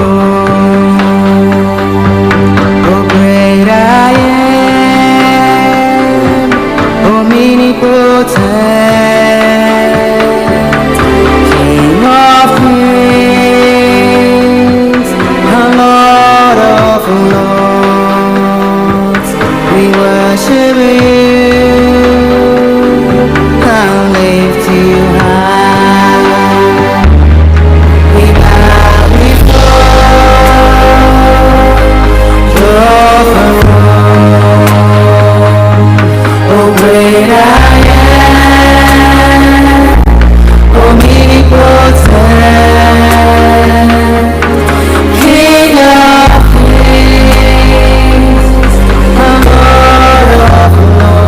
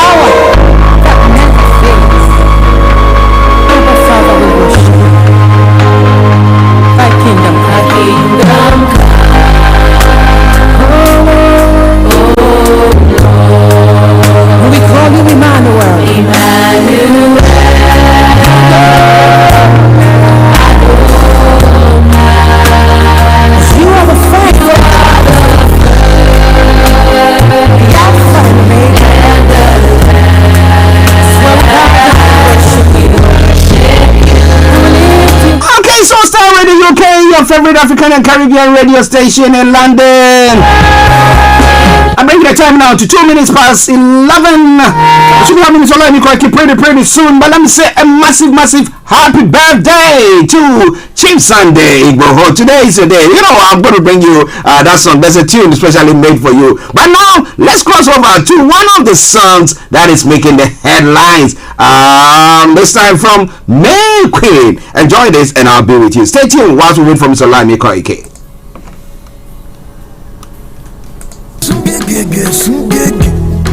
Oh yeah. Oh yeah.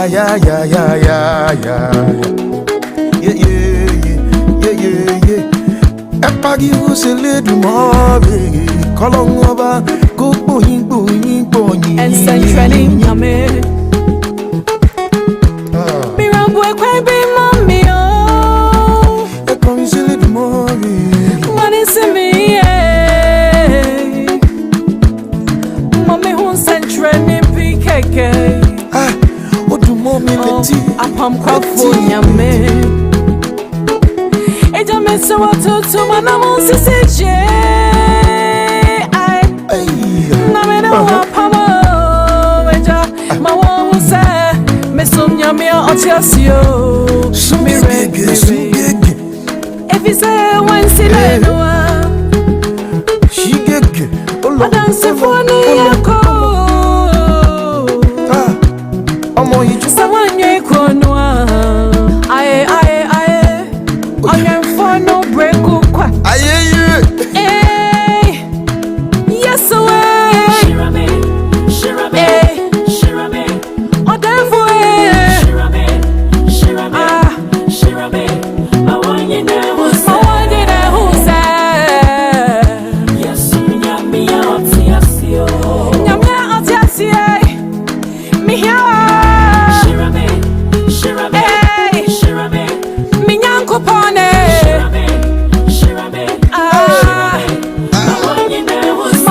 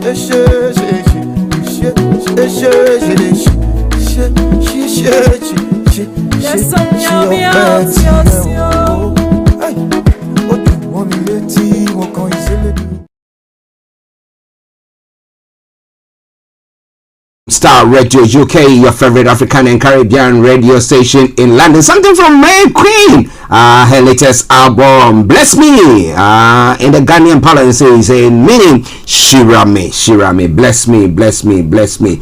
Okay, now, so Starr Radio UK, your favorite African and Caribbean radio station in London. We're going to be now moving on to some updates from Nigeria. So waiting for Mr. Olaimi Koike to join in. Some of the stories that he's posted, I'm going to be looking at 2023 budget. Federal government plans 1.35 trillion.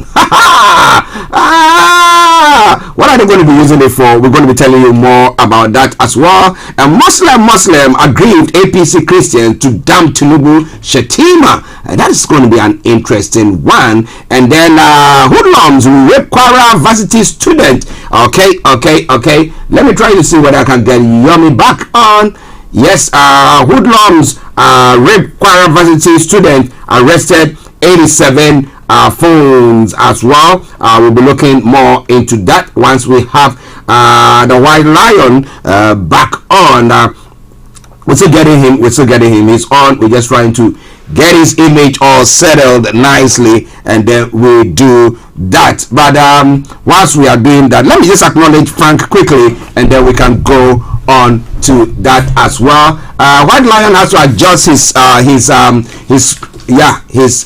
let the technicians adjust your monitor. It seems that you are cutting half of your head off. I want your full head.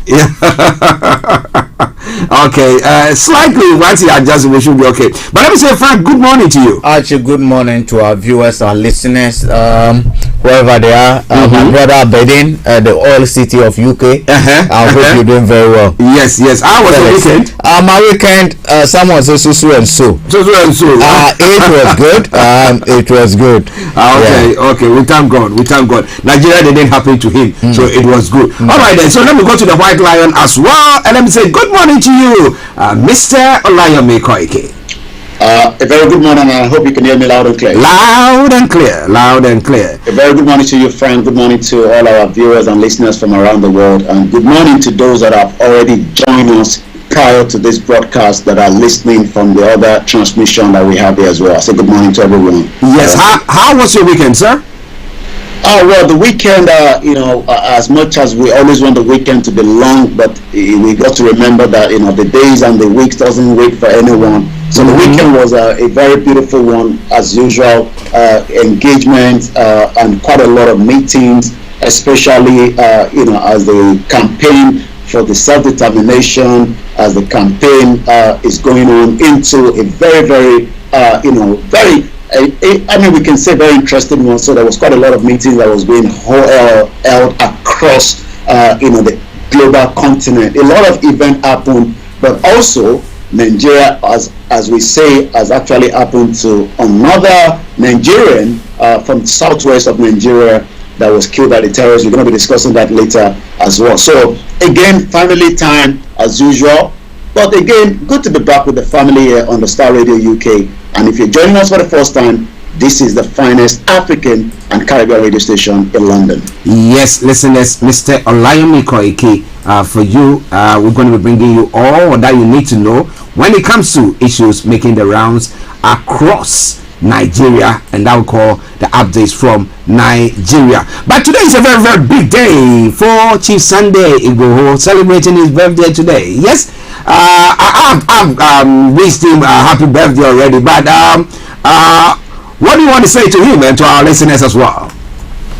Well, when we look at somebody like Chief Sunday Adeyemo, they're very, very rare, around the world, and I think is someone that have done something that will be remembered for a very, very long time when it comes to the part of the humanitarian aspect, because what he stands for was somebody that wants peace, somebody that wants unity, somebody that believes that his people are being marginalized, and he stood at the right time that it was actually needed. A lot of people actually have said that he was one time once involved in politics in Nigeria when it comes to what we can call somebody that was close to the politicians. But at some point in our lifetime, we can also retract and say, I will stand with the people rather than, the elite. And that's actually why people love him. And I can tell you, around the world this morning, people are waking up celebrating Chief Sunday Adeniyi Adeyemo, popularly known as Sunday Igboho. His name started ringing bell in the 80s when he stood, during a conflict in Modakeke in Ile-Ife in the southwest of Nigeria. And today, it seems that name has become a branded name that even as we speak right now, the Nigerian government is more worried for this particular person, and that was why they eventually wanted to assassinate him on the 1st of July last year. He did escape that, and as I speak already today also, that particular incident has been reported to the International Criminal Court. But today is the 10th of the month, where October last year it was being held, after the Nigerian government sent a message across the African country that they should pin him down. But eventually, the Beninese country that also believe in justice and fair system refused to release Chief Sunday Adeyemo to the federal government. So we wish him happy birthday from Starr Radio UK, and likewise from all his friends, family from around the globe. Okay, Chief Sunday, happy birthday to you. As I said, yes, I've lined up a very nice song for him, so we'll be playing it at the end of the this session. All right then. So now let's come to some of the stories making the rounds in Nigeria today. Now the federal government is planning 1.35 trillion naira war chest against Boko Haram bandits. Now can you break it down a bit for us? Is it the budget to fight the insurgency, or what exactly is going to happen there? Well, the federal government has put out the 2023 budget, and part of the plan is that 1.35 trillion war chest against the Boko Haram and the bandit. A lot of Nigerians are concerned, when it comes to the insecurity. Just as I was saying to you earlier, that I got a call from a family in US that their loved one was murdered, killed by the Fulani terrorists on Friday. He was actually kidnapped on the 3rd of October after a wedding ceremony, I think a family wedding in Osun State. On his way back, he was actually stopped with people that were believed to be military, only for them to, and they were putting on a military outfit, but only for them later on to realize that they're actually, a Fulani terrorist. He was taken away with his mother in the vehicle, a 9-year-old son, and eventually after 15 million naira was paid, he was murdered. And the mother that was actually right there in the front of the incident wanted to intervene. He was shot as well, but he's actually still in the hospital. The 9-year-old son was narrating all this. So the government believes that putting out a huge amount of money will probably be able to battle, the insurgency, the fight against, the Boko Haram. As the battle against insecurity continues, the federal government has now earmarked 1.35 trillion to prosecute the ongoing anti-insurgency fight in the country. This was already contained in a budget that is about 20.5 trillion presented to the National Assembly by the Major General Muhammadu Buhari, retired on Friday, last week. Now, if looking at that amount of money that have been actually budgeted for to help fight this insurgency, my question is it that they don't have the willpower to do it? Because is it the money that is going to help them to do it? Well, I remember back in about a couple of years ago, Nigeria had ordered some jets and some helicopters or from the US to help combat this insurgency, but we've not heard anything from it. All those things, because I don't believe that the Boko Haram, the bandits, have got any, or the terrorists have got any aeroplanes, jets, or helicopters. They don't have anything of the sort. Well, you're quite right, and I was actually following the latest, what the government is planning to buy, I believe, from Turkey. I think, some helicopters. The question is, do we have, the zeal? Remember that trillions of, naira have been put into, this insurgency in Nigeria, but today Nigerians are still experiencing a lot of insecurity across the country. We're not just talking about, terrorism issue.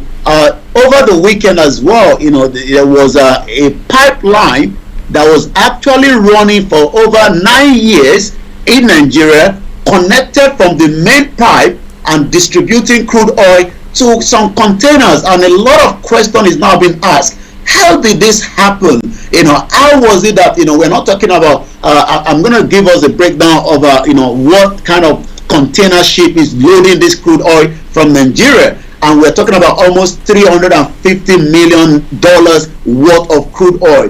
This was ongoing for the last 9 years, only to be detected that even the pressure that could have been noticed from the crude oil through the normal pipe was not detected. So we're not just talking about terrorism, we're talking also about a porous border that has been opened and allow different element of people coming into the country. So whether the new budget of 20 trillion and about 1.35 trillion will be used to resolve the issue, a lot of Nigerians will study that just as they've studied that in the past. But a lot of the military that we have spoken to have already complained most of the time that the delivery of the equipment to fight the insecurity is not there.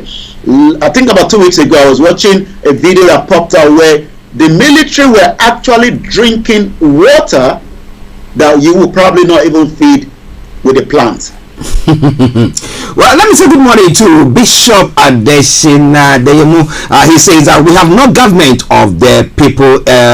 We have no government of the people in Nigeria, and he goes on further to say, he said the terrorists have hijacked one out of the 3 Tucano jets.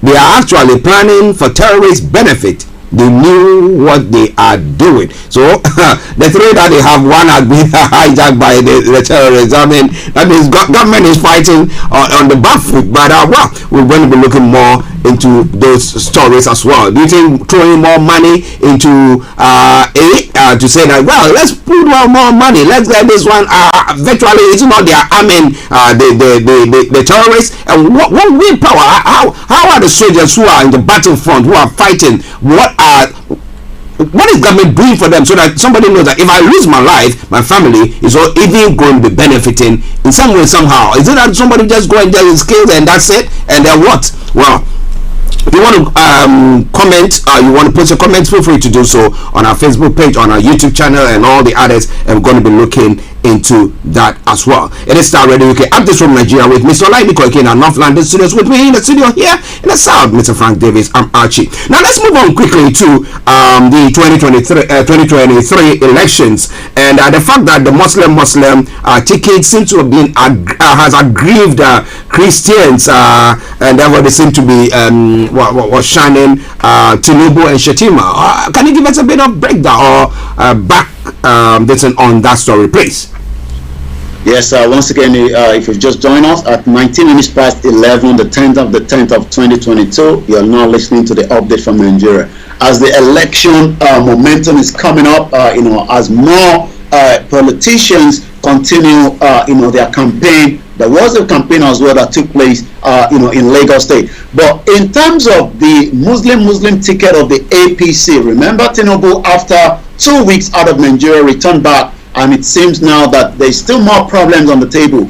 Voting along religious lines in 2023 general election may trigger negative consequence among Nigerians and threaten the national development. Northern Christian leaders in the APC and the Northern Muslim political leader says on Sunday yesterday. They also agreed to adopt one of the presidential candidates in bid to defeat the Muslim ticket adopted by the APC despite the public outcry. This was known to us by the APC Northern Christian leaders led by the former Speaker of the House of Representatives. Remember now, this is a crisis within the internal of the APC. Imagine, members of the APC saying, we are not going to support our candidate. Definitely that means they will have to put their backing to either PDP or Labour Party or AAC or Kwankwaso. So Yakubu Dogara, a former secretary to the government of the Federation, Yakubu Dogara was also the former Speaker of the House of Representatives, and likewise the former secretary of the government of the Federation, Babachi Lawal. They both agreed to focus on the issues that unite them as a people rather than encouraging attacks on sensitive religious issues in the name of politics. Okay, so since Tinubu came back from his travels, whatever he went to do, have they talked about his health? Well, his health is still being kind of shielded away from the public, but looking at Tinubu, you could tell that he's very, very fragile, and he needs a bit of time, probably with his with the grandchildren. But people will always say that when you have an ambition, you go for it without giving any room to whatever is out there within the crisis of your health. Remember that we've seen images of Tinubu tripping over. We've seen him kind of a bit of urine coming out of his body, during one of his visits to one of the kings in the southwest as well. But also, it seems that those that are part of his campaign are saying that Tinubu is fit, and that was why a video was released last week where we saw him riding on one of the exercise machine that was not actually plugged. So people were a little bit confused why he was riding something that was not plugged. Likewise, it seems also that Tinubu is still fighting to become, the next president of the Federal Republic of Nigeria, and that is subject to if Nigeria will continue to be as we are going into 2023. I was actually going to give us a breakdown of the crude oil that has been stolen from Nigeria in the last 9 years, and this is the breakdown. Now I have the vessel here, which is quite a big vessel. It can take up to 250 barrels per day. It will take 12 days to load it with a full crude oil at about $100 per barrel. It will transport about 300 million worth of crude oil per trip at the official rate of 420 naira per dollar. We're talking about 125 billion naira, and this was on notice for 9 years in Nigeria. Beautiful, beautiful, beautiful Africa.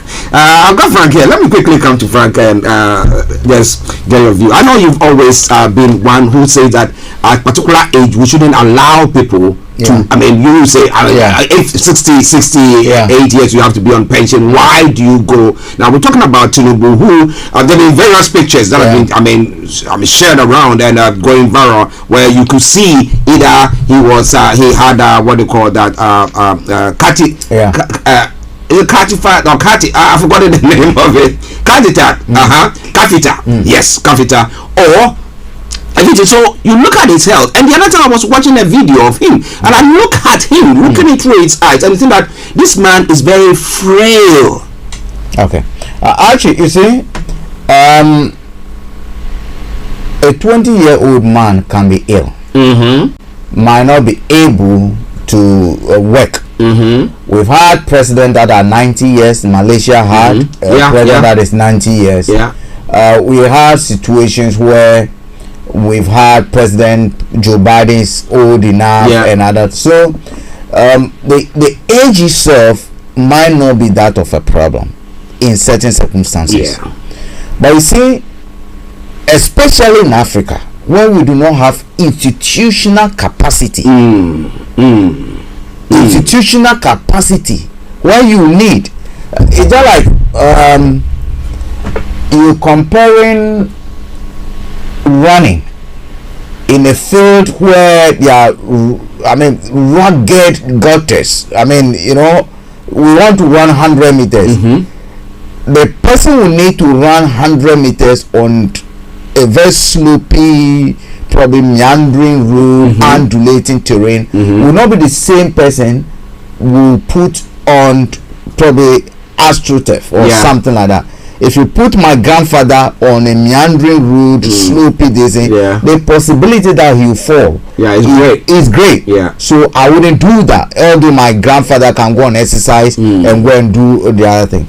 You see, there's also a reason why we put pension age to certain limit. Science has also established that for a greater majority of us, when we get to certain age, our reaction, our faculties begin to underperform than the way they would. We begin to age. It will begin to age. Not only that, if I have to go to hospital 10 times a month or 10 times a year, my daughter wouldn't have to. When I'm suffering from flu and I have to take a lot of concussion, my daughter would have waved it off. Yeah. If anything at all, we saw the pandemic 2 years ago. Yeah. We saw that the younger you are, the ability to fight a coronavirus was to. You have a better chance of fighting it off. Say, you know what, virus, go away. You virus, go away. You have that better chance. Yeah. So again, when you look at productivity, time is something we cannot increase, and therefore, if my daughter will look at the time, let's assume we put in productive time, let's assume she's of age 18 years, 20 years, 21 years, and I'm 80, I'm 60, and we meant to perform a task. It will be better she perform that task. That very man, all other things are equal, same as a bit of reasonable experience. Because the time I will need to go to hospital, she might be exerting that time.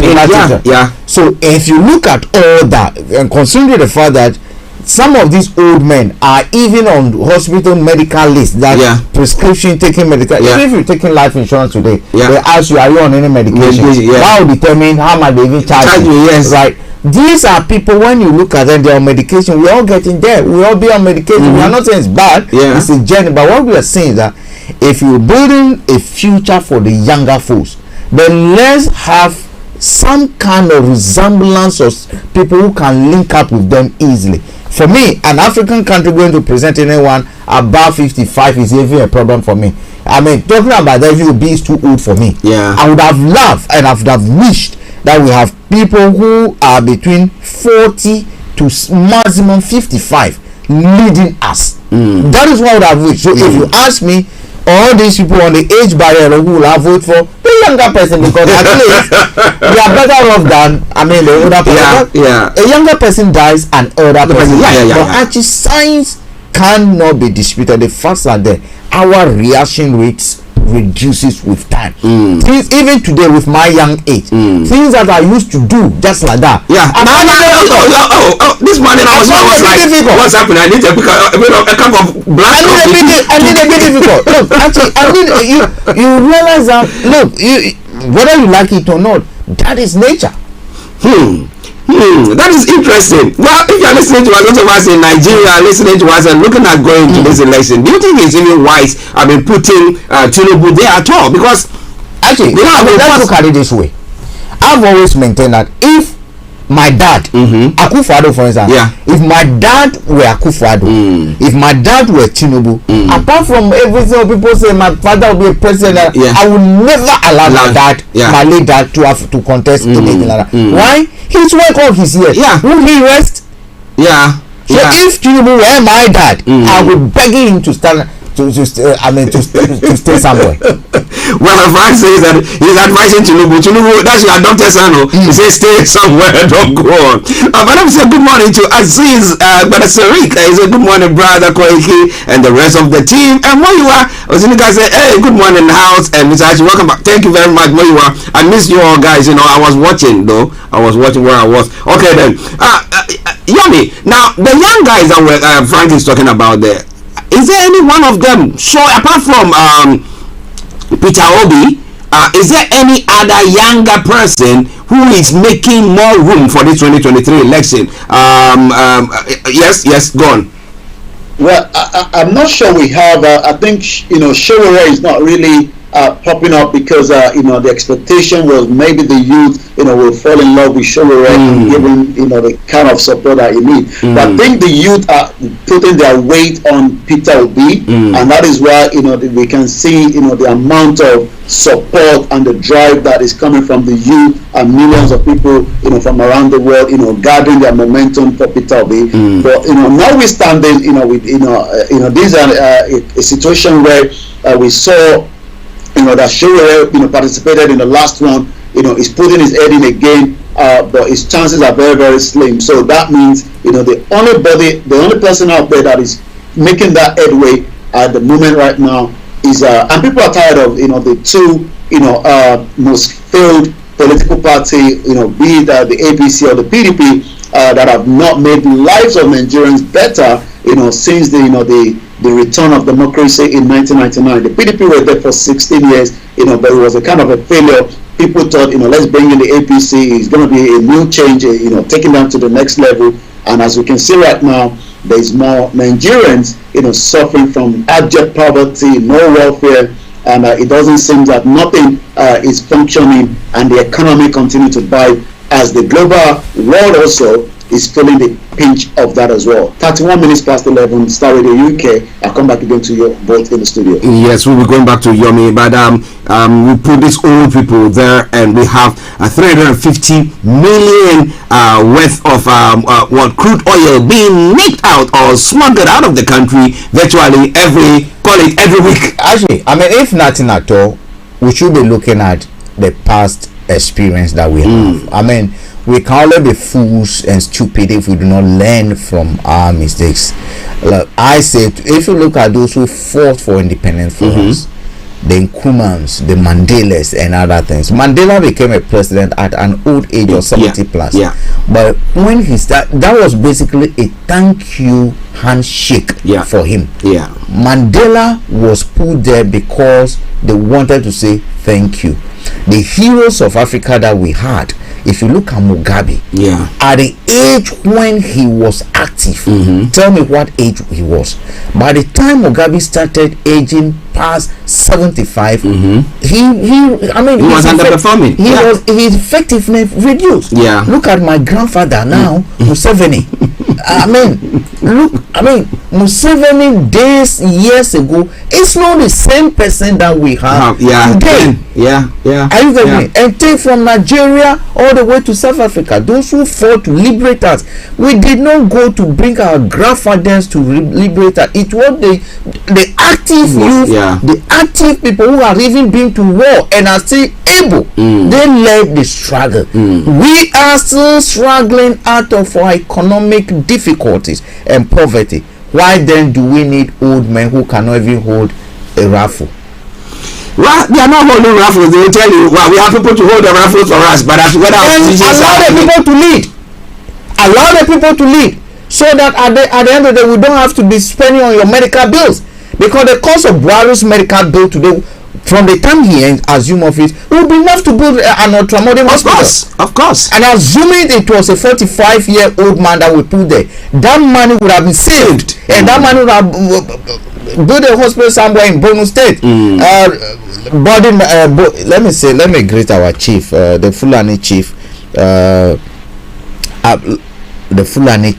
in is it Borno State? Actually, if you don't forget him. I have him covered. He's called Alhaji Abdul Salam. Alhaji Abdul. I know he follows us very. We say good morning to you. Yes. I mean, you look at him. He's a very young chief. He's a very young chief. Are you getting me? At the end of the day, I do not believe that if by the age of 90, even they are not performing the kind of duties we perform anyway. But you see a young team. It's called King Bashir Abdul Salam. We say good morning to you. Good morning. Okay, listeners, 11:34 the time, Starr Radio UK, the station. We'll go to Yomi for the rest of the stories making the rounds in Nigeria. But if you have any comments, feel free, post them, and I promise you one thing for sure, I'm gonna read that. Over to you, Yomi. Well, another very good news from Ebonyi State, as the gunman was killed a Chinese expatriate after disarming the policeman. That is coming from the news agency of Nigeria. 4 people suspected of killing the Osun traditional chief have also been arrested, coming from the news agency of Nigeria as well this morning. Let's go back. Labour Party, obedient, don't confuse politics with religion and ethnicity. David Baba Ahmed. Politics is not about religion. If it is religion, then we should allow the clerics to rule, the Labour Party vice presidential candidate explained. Not too young to run, act ineffective. Nigeria still recycling old politicians, according to Mr. Adeboro. Added that the inability of the youth to be in the arms of affairs in the country had made the country obtain the same result every time. An Abuja-based lawyer, Adamson Adeboro, said this yesterday. Recycling old politicians was not good for Nigerian politics. He went on to say he decried that the not too young to run bill signed into law by President Muhammadu Buhari in 2018 was already ineffective. On a sober reflection, the not too young to run bill has no effect on Nigerians, he said the youth are taking over in different countries of the world, expressed concern that it was not the same in Nigeria. The day I see a 30 to 50 years old youth contesting the president of this country, my joy will know no bound. That is subject to if there will still be a country. Let's go straight to some of the other headline as we have it, from the those that are agitating for the self-determination. I was able to be in a meeting, where Professor Banji Akintoye, the leader of the Yoruba Self-Determination Group, said, and I quote, "Remember, we've asked continuously about the letter that expired last month that was sent to President Muhammadu Buhari. Definitely, the president or the government did not respond to that letter." And these are some of the questions that was asked to Professor Banji Akintoye. Can Professor please clarify, the super rally that is coming up, that will be announced very soon. And he said, and I quote, "You will take over your town and also all over the cities." The next question was very, very important and key, and he was asked, after the rally, what next? He says, and I quote, "When rally goes according by the time is over, a declaration will be made. A letter will be going to the United Nations General Assembly, United Nations Secretary, today, according to him. Same letter will also be going to the African Union and the European Union as well." A question also popped up that was also asked again regarding the rally, and he says, and I quote, "Based on the pending super rally, will there be a parallel government?" He did say no, but the expectation is after a declaration, the next day a transition government will start an operation in the southwest of the country. He also says, and I quote, that Buhari refused to reply 60 million Yorubas that wrote to him regarding a peaceful exit out of Nigeria, and that is exactly what is going to trigger the next super rally that will be announced very, very soon to the Yorubas, both at home and those outside as well. And he also went on to say, now we are going to take our lives into our hands. Again, these were part of the question that was put to him. He also said that the international community will also be alerted. So that is coming from the headline over there, and I will go straight to the social media, then come back again to you because of the timing at exactly 11:38 this morning. So quite a lot is trending on the social media this morning. Let's go straight into what we have trending from Nigeria. Once again, it is the finest African and Caribbean radio station in London. Again, Nigeria, as we have it this morning, quite a lot of activities because social media is where the engagement goes on, and as we have it right here, we are suing Buhari administration over discovery of illegal oil pipeline to compel it to name those responsible for plundering of the country's wealth, bringing them to justice and recover the proceeds of crime. That is coming as well. A very sad news as well. Lagos yesterday experienced another fire at Balogun Market. It seems that is something that comes up every towards the month of as we're going into December as well. Again, Simon Ekpa, please tell these people that Nigeria is never a nation and can never be a nation. Tell them that there is nothing in the world that will stop the disintegration of Nigeria by 2023, and the Biafra will take the lead. All these shenanigans, advertisement and jingle is dead on arrival. Again, as Peter Obi is still here in London, he was meeting as well with the former CBN, Sanusi in London. A lot of engagement going on as well. And likewise, David Odoye, an investigative journalism that has also had to run away for his life after the killing of the NSAS 2 years ago. Nigeria doesn't even have the capacity to sanction Nigeria, let alone a sovereign country. You lot are delusional and disconnected from the reality, says Cameroon hasn't been sanctioned. And I think it's got to do with the flood that has gone through Nigeria. It seems that River Basin seems that the Cameroon are saying that Nigerian government did nothing, and that was actually what led to that. Again, imagine believing the most brilliant way to reduce crime in Nigeria is to elect a known criminal. That is coming from on a tweet out there, as there's a lot of allegation also on Tinubu about his experience as well. We're going to take one from Peter Obi, those that are following Peter Obi Neferati.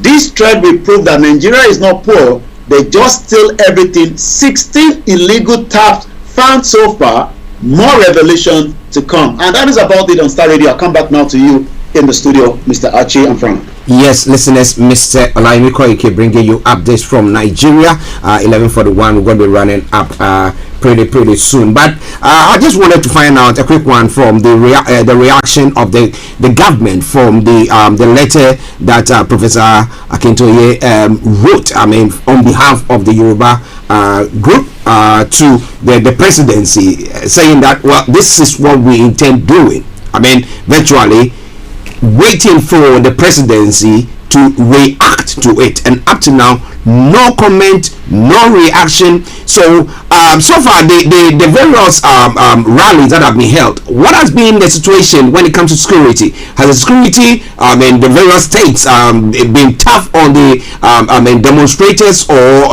what has happened there? Can you give us a bit of a background there, please?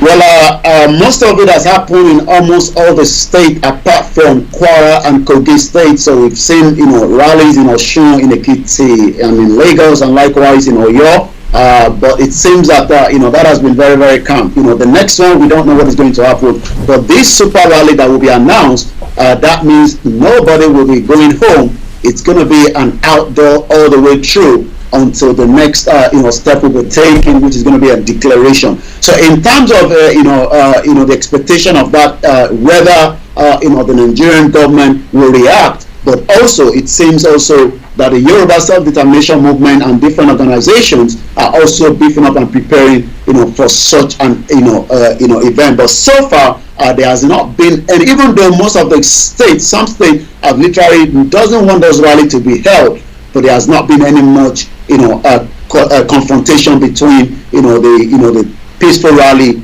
and the security operatives in the country. Well, we hope that things become peaceful as it is going down. But as it says, countdown. The countdown is on. Well, we'll be telling you more, or you will know more on this platform when this mega rally is going to be taking place. The rally that's going to go on until government reacts to it. Yomi, before you go.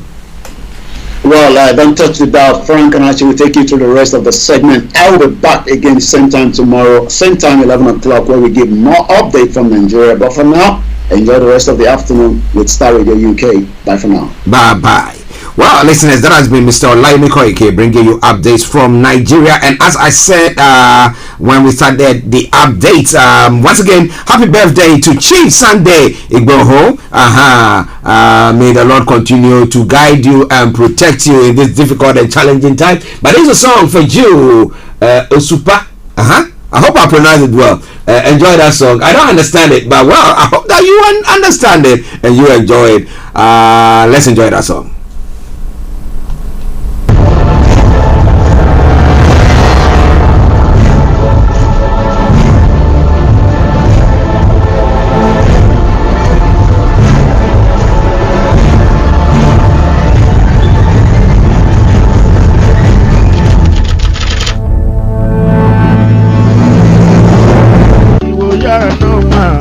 Àkùkọ tó ń kọ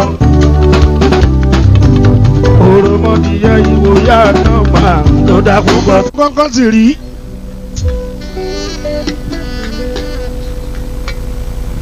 bàbá mi láláṣẹ láyé kò ṣe kọ́kọ́ sì rí aláṣẹ lọ́rùn òun gan lọ́gá ògo ọlọ́run ọba ọ̀rọ̀ ẹ̀ gàgàrà ó tóbi lọ́ba ọ̀rọ̀ ẹ̀ dàgbòkò.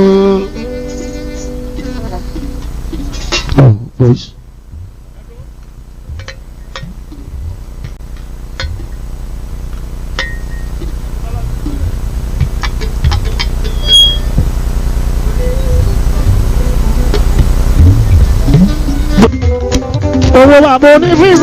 This is Starr Radio UK.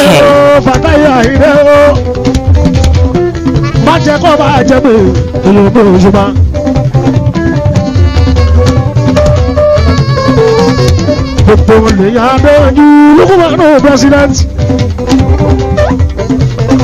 ọmọ pé o ti jẹ́ máa dà sọ́la èèyàn májà náà ní Ìgbòho bàbá sọ pé Ìgbòho dé ìkòkò ajẹgúnjẹran akọni ọmọ abẹ́rẹ́ mẹ́ta òde ayé tó gùn wọn lójú gùn wọn lẹ́nu pẹ̀lú ọ̀nà fún torí wèrè táláṣẹ́ ní tilẹ̀ ìjàre àpapọ̀ fúlàní ajínigbé ní Sunday yẹn fákìràkìtà ẹni orí yẹ ó dìlé ṣọ̀pọ̀nà ọdúnwà ó yọ lókèrè wọn mèrè. ọkọ̀ fúlàní ọkọ̀ bòròrò pàtó ìjàgbá.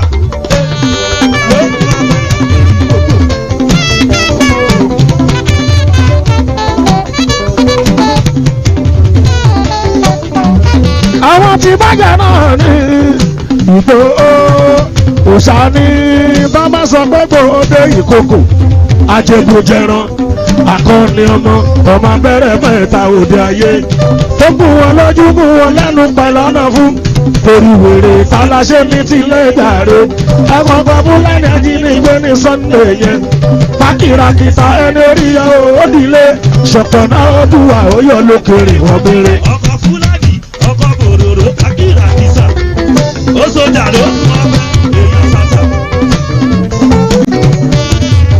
ẹ̀rọ Sylvester náà ni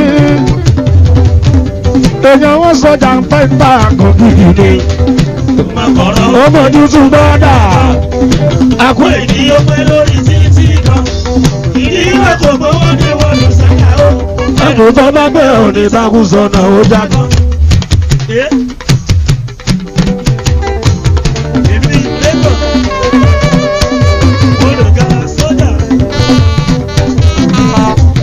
lónìí ní bá fẹ́ bọ́kọ̀ orí fújì lẹ́lẹ́gbẹ́.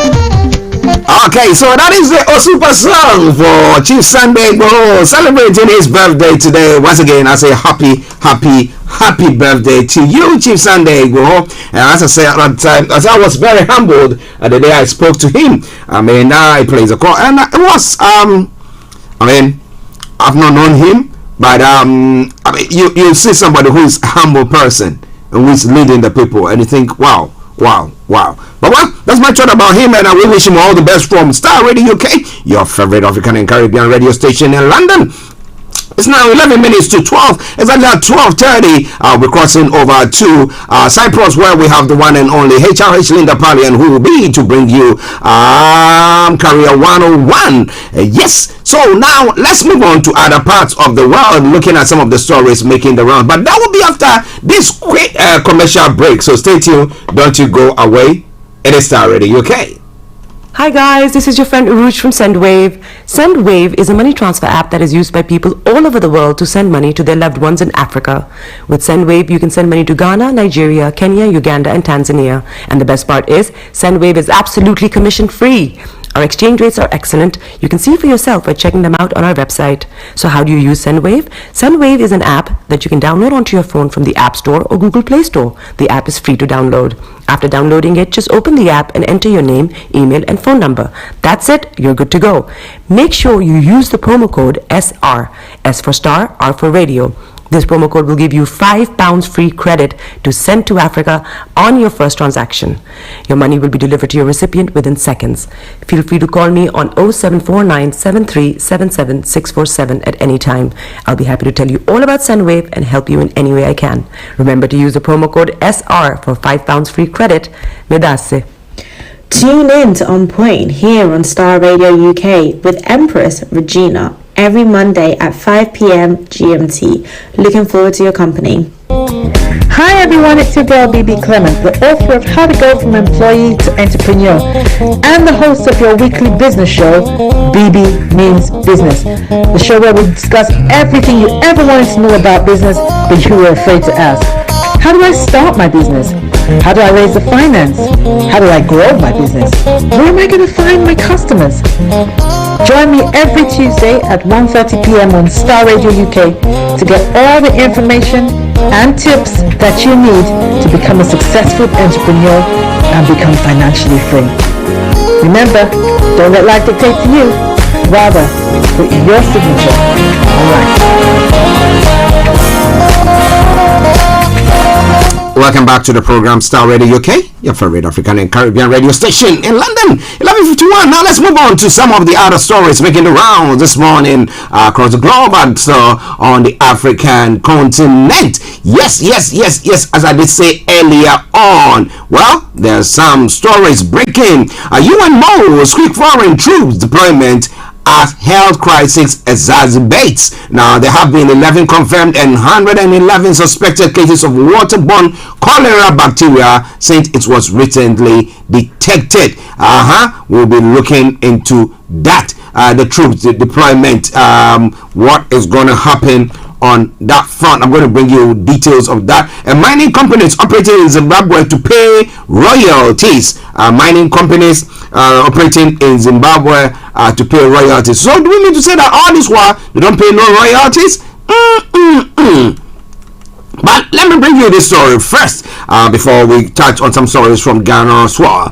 Now, Sam Matikane, Lesotho's leader of the Revolution for Prosperity RFP party, joined supporters on Sunday, October 9th in the capital Maseru to rejoice over an early lead in the parliamentary race. The Independent Electoral Commission has indeed started unveiling provisional results. The 64-year-old man, who believed to be the country's richest person, was considered a dark horse in this election. The 64-year-old man who believed to be their country's richest. Our young people, I want to thank for making choice and showing that you are the people who want to take responsibility, Matikane told a young audience. The main challenges, my apologies, in the polls included the Al Basuto Convention Party and the Democratic Congress Party. About 1.5 million people were registered casts their ballots on Friday, October 7th, and chose a candidate of the more than 50 competing parties. Now, turnout in the last election in 2017 was only 47%, but some observers said the figures could be higher this year. Final results will be announced this week. But is it not a premature celebration? Because I'd rather we have call it a majority, or maybe about 75% of the votes counted before we make such. But sometimes we do that to actually intimidate people into accepting the results. So that they quickly come out to say, oh, you know what, we think that's a result that is going on. But I'm Frank here. Now, Frank, now Lesotho. I saw you looking at that story as well. I look at elections in Africa, and it seems there seems to be a trend here where those who are the dark horses, or those who people are thinking that they cannot win, seem to be winning. We saw it in Kenya. They went to the courts, but I thank God that things are quiet in Kenya now. There seems to be some sense. But Lesotho's case, how do you see it? Actually, Lesotho case again is a trend that we're seeing. If you look at what happened with Macron, no party, he just came in, a coalition, young people jumped in, gave them hope, gave them a new direction, gave them a new vision, and then swept to power. You look at what we having in Ukraine today. In fact, someone will say, but for Zelensky becoming the president, there will not be war today. Some will argue that. Again, you look at a comedian, someone who was a comedian on TV, got the hope of the people, played himself as a president, and then jumped into the he's an actual president. And then I might say he has actually led a country during this war time. Gracefully, the way every leader should basically, especially when he was offered to be airlifted out, and he said no, he'd rather die in that country. That for me was a sign of that. What we witness in Lesotho is not different from what is happening in Nigeria. Look, the party we're talking about now is a very recent registered party. It is a party that someone just established. The youth, we've suffered, we've done a law, I am rich, I want to help. Right? That's basically, he's a billionaire. He just want to ask you whether he wants to help, but somehow, what does he need? What does he need? He needs power, probably. Is he going to be the one that would steal money or whatever? People say, okay, he has all the money that he wants. So what? But but he's offering a different vision, a different direction. I'll deal with corruption. I'll deal with what we call institutional ineffectiveness, because I have experience that look, if things can be done right, we can all benefit from it. And actually, the youth actually thrown to that party. Look, 49 seats have been declared in a 120 assemble. The ruling party has not even gathered one. That should tell you something. Okay, so it's not a premature. No, I don't think it's a premature. But they've secured 41 of the 49. Even the main opposition party is coming. They are not coming anywhere close. If you want to go by that, a majority, if they want to go by that projection, I will not be surprised they will secure about 70 of the seats to form a majority, which they are going to do. Because if 49, you scored 40, and the youth voted, they wanted a change. Actually, I am beginning to have a bit of confidence now in our the future of this continent. I am beginning to see youth taking active interest in politics and shocking the system the way we should have started doing long ago. And I'll go back to the time of independence. Those who took the lead, those who led and shocked, what they call colonial masses, were active youth that helped a few leaders. If you look at Nkrumah's story, when in 1951, when Nkrumah was still in prison, and a contest between either we postpone our independence today, which again would have affected the whole of African continent, or we go for independence now. The first contest was between Nkrumah in prison and Obichepe Lamte, who was out. Freedom outside. The youth at the radio today took the campaign on and defeated resoundingly Obichepe, and the colonial master had no option but to let Nkrumah come out. You look at those who championed that, they were youth, student leaders, active, and I do believe that the youth, we've sat back for too long because some of us have been causing with what do you call it, the political elites who have ruined our lives for all these years. Very soon I might not be a youth again. But if we can join hands to do what we need to do today, let's do it. It's quite an interesting one. I hope to see how his ruling will be, because very rich, and I think that, like you were saying, what does he need? You've got every money that you need. So maybe somebody like that will be able to serve the people. But do you think that somebody being rich enough will do it for I say richness alone does not determine a good leader. That, because some people would have made their money through crude means. If you tell me that because one to me is rich, I wouldn't even want to even look at it, because can we verify the wealth? Where from has it demonstrated that in acquiring that wealth he's been very responsible? He's paid all his taxes. Has he been responsible to the society now?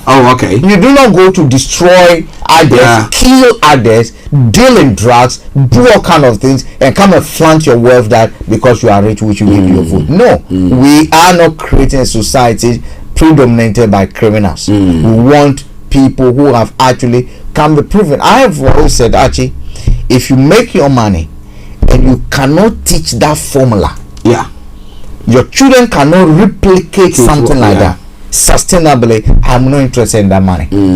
That is it. I am not interested in that money. Okay, listeners, it is Starr Radio UK.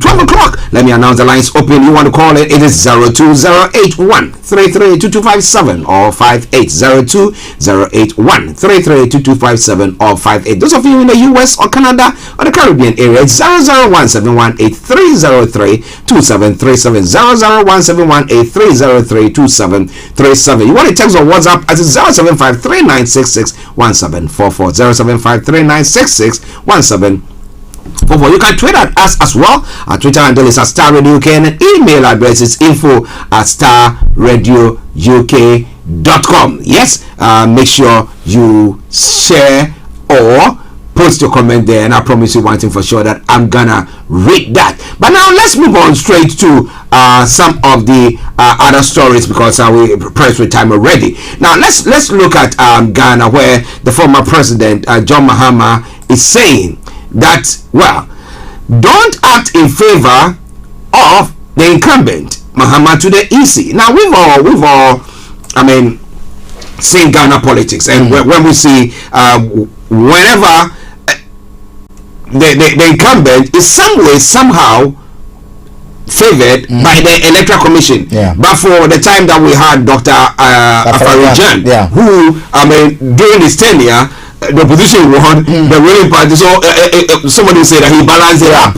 Now, do you think that is falling on a deaf ear? I mean, or is it flogging a dead horse? I think to some extent, whichever you look at it, the right thing is what he said. But as to whether it works and it will continue to work even if he becomes a president, for me is something that I doubt.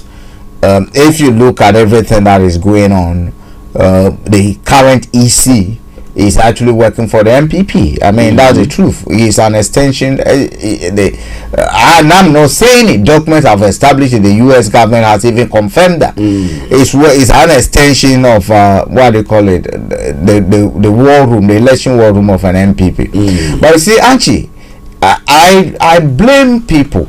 I blame a person like Mahama. Why do you say that? They had opportunity to change that law within our constitution, because at the end of the day, he was in parliament. When did he go to parliament? 1990s. He was part of the architecture. He was part of the one we doing constitutional review. Didn't they see that we should make it such a way that presidents should not be appointing electoral commission officers? Probably they didn't thought, or they didn't think about it that way, that it will come to point where I mean, black law dictionaries will be used to justify why EC and others should not testify and be accountable to the constitution that we used to even appoint them. Probably, I mean, going forward, I mean, they will begin to think that, or they'll be going to see the wisdom and people calling for less power for the executives. Less power for the executives. Because actually, if the EC can be independent now, let the will of the people be done. Actually, I keep on saying, if we go for a contest and it is my father who is losing, and that's the expression of the will of the people, let it be, because I strongly believe the will of the people is the voice of God. That's the way I look at it. But these people don't see that way. Akufo-Addo will say, look, if you have control of the wheels, that basically the wheels of decision making process, then you have control, and that's what politics is about. So you appoint all those people, make sure they are all is about control. All is about control, decision making control, and that's what he's done. I mean, he has control over the EC. So that place is covered, this place is covered, this place, the judiciary is covered. But actually, one thing that is not covered is our pockets. The hardship, the poverty rates, the unemployment rate, that is not covered, and that is where the explosion is going to come from. Now, but let's come to the opposition parties. I mean, what do you think they can do? Because we say elections are won at the polling station. Okay, but we have the case where in a polling station we declared, I mean, you count, I mean, everybody is there, they put the ballot boxes there, it's transparent, we see whatever is in it, and then they are cast, and then we pour it out, and it's counted. Unless when they are counting it, somebody quickly pours something in there, and then and therefore I mean, wheels out of proportion whatever it is. But what do you think an opposition party can do? Okay, elections are won at the polling station, provided what is cast at the polling station will be what will be declared at the national level. Okay. There's no point 5 becoming 50 when it moves on the polling station. There's no point 5 becoming 500 or 1,000 becoming 10 or 100, because that is what happens. Transmission of resource has always been a problem that we have. And opposition, for me, they've also, especially the NDC, they have not been effective enough in blocking such loopholes. They need to be swift, they need to be fast, and they need to know that we are at war, and the war we are is the wars who can actually be effective in collating their results independently and then broadcasting same simultaneously and making it public. What prevents NDC, for instance, investing in a technology that will get results right from the police station across the country? That was going to cost them about 1.8 million. Only 1.8 million dollars. Only. That's what it was going to cost. Why did they not invest in it? Griffin said yes, he had the capacity and the capability to do that. The system they used was broke down, couldn't work. But 1.8 million could have gotten them to declare results timely, because all it you have taken are mobile phones. 3 or 4 agents at every police station. The results are declared. You enter it, take a picture of it, right? Because by law. Sorry, listeners, just bear with us. Bear with us. So I thought I put this phone on. Listeners, just bear with us. We were waiting for some information to come through, and that is what seemed to be coming through. So just bear with us. By law, the results so declared at police station are supposed to be published. So they will declare it. They will put what do you call it on a notice board, and others can just take pictures of it. So if you want to win power, you should be investing in it. All these OB and others I keep on saying the youth, they have to invest in correlation of results. If not, it's not going to work. You know that you want. It's not going to work. Because at the end of the day, the results will be declared at a police station. Your agent might have monitored the police station, but when the aggregation starts, they have no control. They have no control because some of those agents have been compromised. Of course. The agent that you rely on to pick up the correlation sheet, or probably the pink sheet as they call it, from point 1 to point A, might even be giving different sheet already in their pockets. So when they give them this one, they just they take the other one. They take the other one because they've been paid to do so. Are you getting where I'm coming from? They come as angels, but they brought them and they compromise the results. I do believe we have the capability, the technological capability now to be able to do that, invest in that. How come when results, when for Labor Day, they don't count the result, they send all the ballot papers to a coalition center. Another coalition center, when the results are being declared, everybody is there. But in our case, actually transporting a ballot from media to the coalition center alone, a different picker has tampered different deposit in there. So that's practically not possible.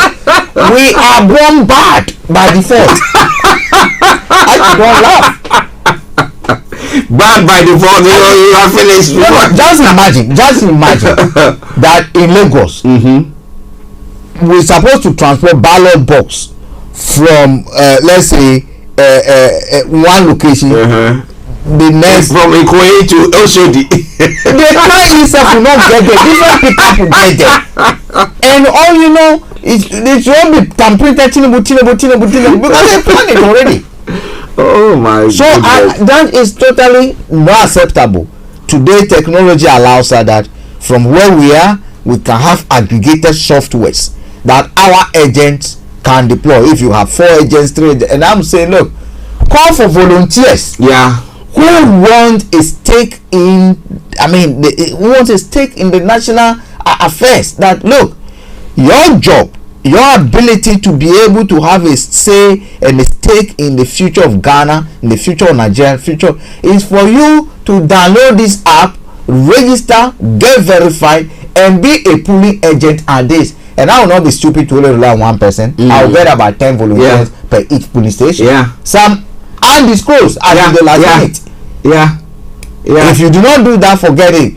Vote is one at the police station, election I know collation matters, and that's what happened, and it will happen again. Elections are won at the collation station, not at the police station. Well, listeners, Starr Radio UK. 10 minutes past. 11 minutes past 12. The time at 12:30. We'll be taking you to Cyprus, where HRH Linda Palian is to bring you Career 101. So wherever you are, don't you go away. But with me in the studio, Mr. Frank Davis, we are still looking at some of the stories making the rounds this morning on the African continent. Now, interestingly, another story that broke in Ghana. I listened to it this morning, and I said, well, Chega cannot change its spots, pertaining to this lady who was arrested by the police, Agrada, they call her, and everything. And then we have one politician, Suhini saying that, well, those who have been swindled, plus the one who the swindler, deserve each other. And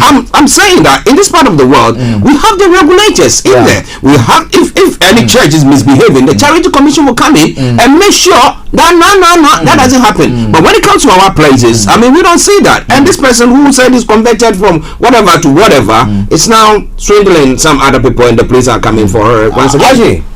The MP Suhini, I think it's a stupid comment that he made. In my view, it's a foolish statement that he's making, and the conclusion he's drawing makes no sense. Why do I say this? Archie, we all have different vulnerabilities. We are not the same, and that is why institutions are there to protect us. Even in this country, you know, there was a time when even if you are given a loan, and it was not properly explained to you, they tell you did not have the capacity. Do you know today, mobile phone, if you pick up a phone and arrange for a mobile phone contract over the phone, you have 14 days to be able to cancel it.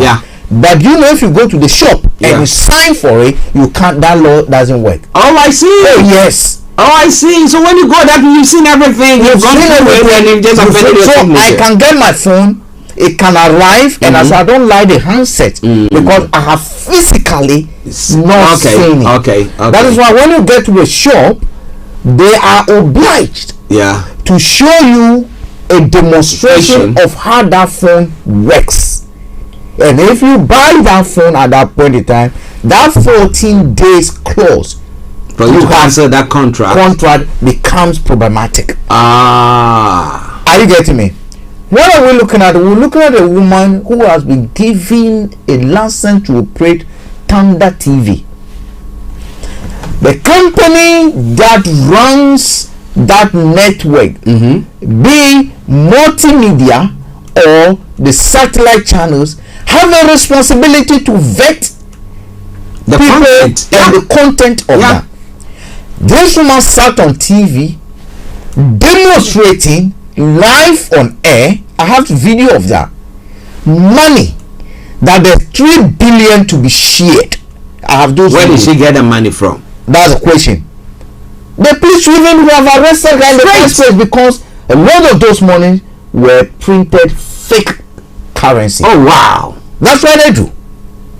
Now, and this person said, look, God has instructed her to give money out to people, to sow seeds in people's thing. Straight away, the revenue authority, the police should even be on alert to arrest this person to prove the source of that money. To even verify if the money being displayed live on TV is real and genuine. The person then went to the church and told people that bring this amount and I'll double it for you. In a church. Hello? People travel all the way from Nigeria, Togo, to Burkina. Yes! What are you talking about? Are you people using their... Actually, you look at the desperation and the vulnerability of people. Actually, someone who goes to sell plantain and make 10 Ghana has a profit of 50 Ghana, wants to double it because they do not. Actually, poverty is a disease in itself, and sometimes need can actually make even the most intelligent man as stupid. Yeah. And here is the case where the woman went, the people came, was watching a video where a lady from Wa opened her space. It said even money to take transport she doesn't have. She's not got it now. She hasn't got it. Wow. Actually, she hasn't. People from Ouagadougou. Oh wow. Actually, it was Christmas for her. Yeah. Is it so? She actually collected this money from people and then brought fake currency, trying to get double. And you know the worst thing, it became like Kofi Enama, the highest bidder. So when you bring your 10 Ghana and someone bring 50 Ghana, you are out of the game. So your money is gone. Your money is gone. When the person is 50 Ghana, who is a challenger 50 Ghana, or anybody who brings 1,000 Ghana, is gone. To a point where church members were prompted to come and give the highest money so that all the others. It became like an auction to tap into the so-called fake blessing. And they finished, drove them out, got macho men to drive them out of where they say. I am very saddened that the people did not even start burning that structure immediately. Then an MP come to tell us that Surini, a man I respect, come on air. An MP come to tell us that they deserve each other. Is he stupid? You made people desperate, and is he stupid? Look at what they're doing. Surini, is it stupid? These are people who are vulnerable, haven't been taken advantage of. The first question is, he's an MP. Why is he not questioning those who he's a regulators? Why is a member of the media this thing? So he himself. So the media commission should be the regulator. He is part of those communication. This thing, the Ministry of Communication, the Parliamentary Committee on Communication, or whatever. He's a member of it. He should be taking responsibility. He should not be saying, "How do we regulate this?" instead of going to blame people. He was, and the churches have they got regulators there? Like here we have the charity commission. They should, because people provided provision. People provided backbone. Actually, when you go to Ghana, the television stations that are on those satellite channels and what they broadcast, actually, they're preaching fake. What? Actually, is a problem. And people sit in parliament when they're supposed to legislate and trace the owners of this and clamp down on them. People have been swindled, and you and MP come to say they deserve each other. I'm disappointed in him. Well, I looked at that story and I said, this is a failure of the system, because if the regulator is actually working, it shouldn't get to that extent. There's a woman who has a track record of Sika Gari fraudulently defrauded people, collected money, doubling money, and now brought it into the chapel. Right? Brought it into the chapel. But you see, some Ghanaians were warned. A lot of people were warned about this. I remember Kevin Taylor, for instance, doing a program warning people that this guy is a fake. Look, she's going to do the same thing. That's months ago. Here we are. He's a prophet. And actually, if you look at those people who were coming, just look at those who were wailing, crying, look at their faces. These are desperate people. If I know I can go to a job and make money, I have a job to go to. Some people have gone for loans, borrowed money to come there. Actually, give me 20 Ghana, I'll bring it to you tomorrow. I'm going to say, yeah, knowing that I'm going to be bringing double, and then I can just. Is Suhini stupid? Actually, oh wow! Listen, at Starr Radio UK, 1220. Just a quick one from Ghana. Iron ore discovered in the OT region. Do you think we need to go on to that part again? Looking at the menace that gold is causing, do you think we need to? I think it's got to a point we need to leave all the minerals down there. Let it stay. If you look at from the Togo range, from Akwapim, Togo range, from Akwapim area all the way right down to Volta, linking up the eastern part of Ghana. If you look at Akpafu, in fact, interestingly enough, let me bring this in. The people who do not have MP today. Akpafu. There's and those areas. There's so much iron deposit over there because the border part of where my dad family comes from. Actually, you know what? Provided the money is going to be responsible, they're going to be responsible in mining, there's no problem with it. But you see, the moment we heard this, some of us started telling people, look, in the first place, historically they said that place is not Ghana, is it not? So now it's Ghana because there's substance. The current Mineral Commission regulations are not fit for purpose to go into that unless there's a change. And some of us have even started encouraging, the youth to form community-led groups, agitation groups. We know the minerals are invested in or are vested in the president, but you see, the old system where the president can decide ajapa and this all with our wealth when we suffer the environmental consequences, actually those days are over. And I can tell you, when it comes to the iron ore in the OT and Volta region, there's going to be a change. You see, there's the mountain Gimi area, the highest mountain. A lot of mineral deposits are there. The people are not going to allow it to be mined. That one I can tell you honestly, it's not going to happen. No now, because it will cause a lot of landslides. It basically wipe a lot of communities off. And actually, part of the most important way of preserving mining or making use of resources is to leave it in situ, so that you don't mine it. It's there. You preserve it for the future, isn't it? We're going to see what is going to happen. And what I can tell you, it's not going to be like Obuasi anyway. That I'm confident. It's not going to be Obuasi. Okay, well, listen, what do you think about that? Well, people are saying that, well, it is a casual comedy. You're going to mind what do you think is going to happen there? But whatever it is Starr Radio UK. It is your favorite African and Caribbean radio station in London. We're going to go a couple of stories to touch on before we cross over to Cyprus, where we're going to be having HRH Linda Pallion. Now, a quick one. The attack by Russia this morning. We're talking about more missiles that have hit the center of Kyiv. Russia saying that, well, Crimea is part of Russia, and therefore Putin saying that, and therefore it's an attack on Russia, and therefore they've come out unleashing that. Do you think that it's about time that now the world rises up and whatever happens?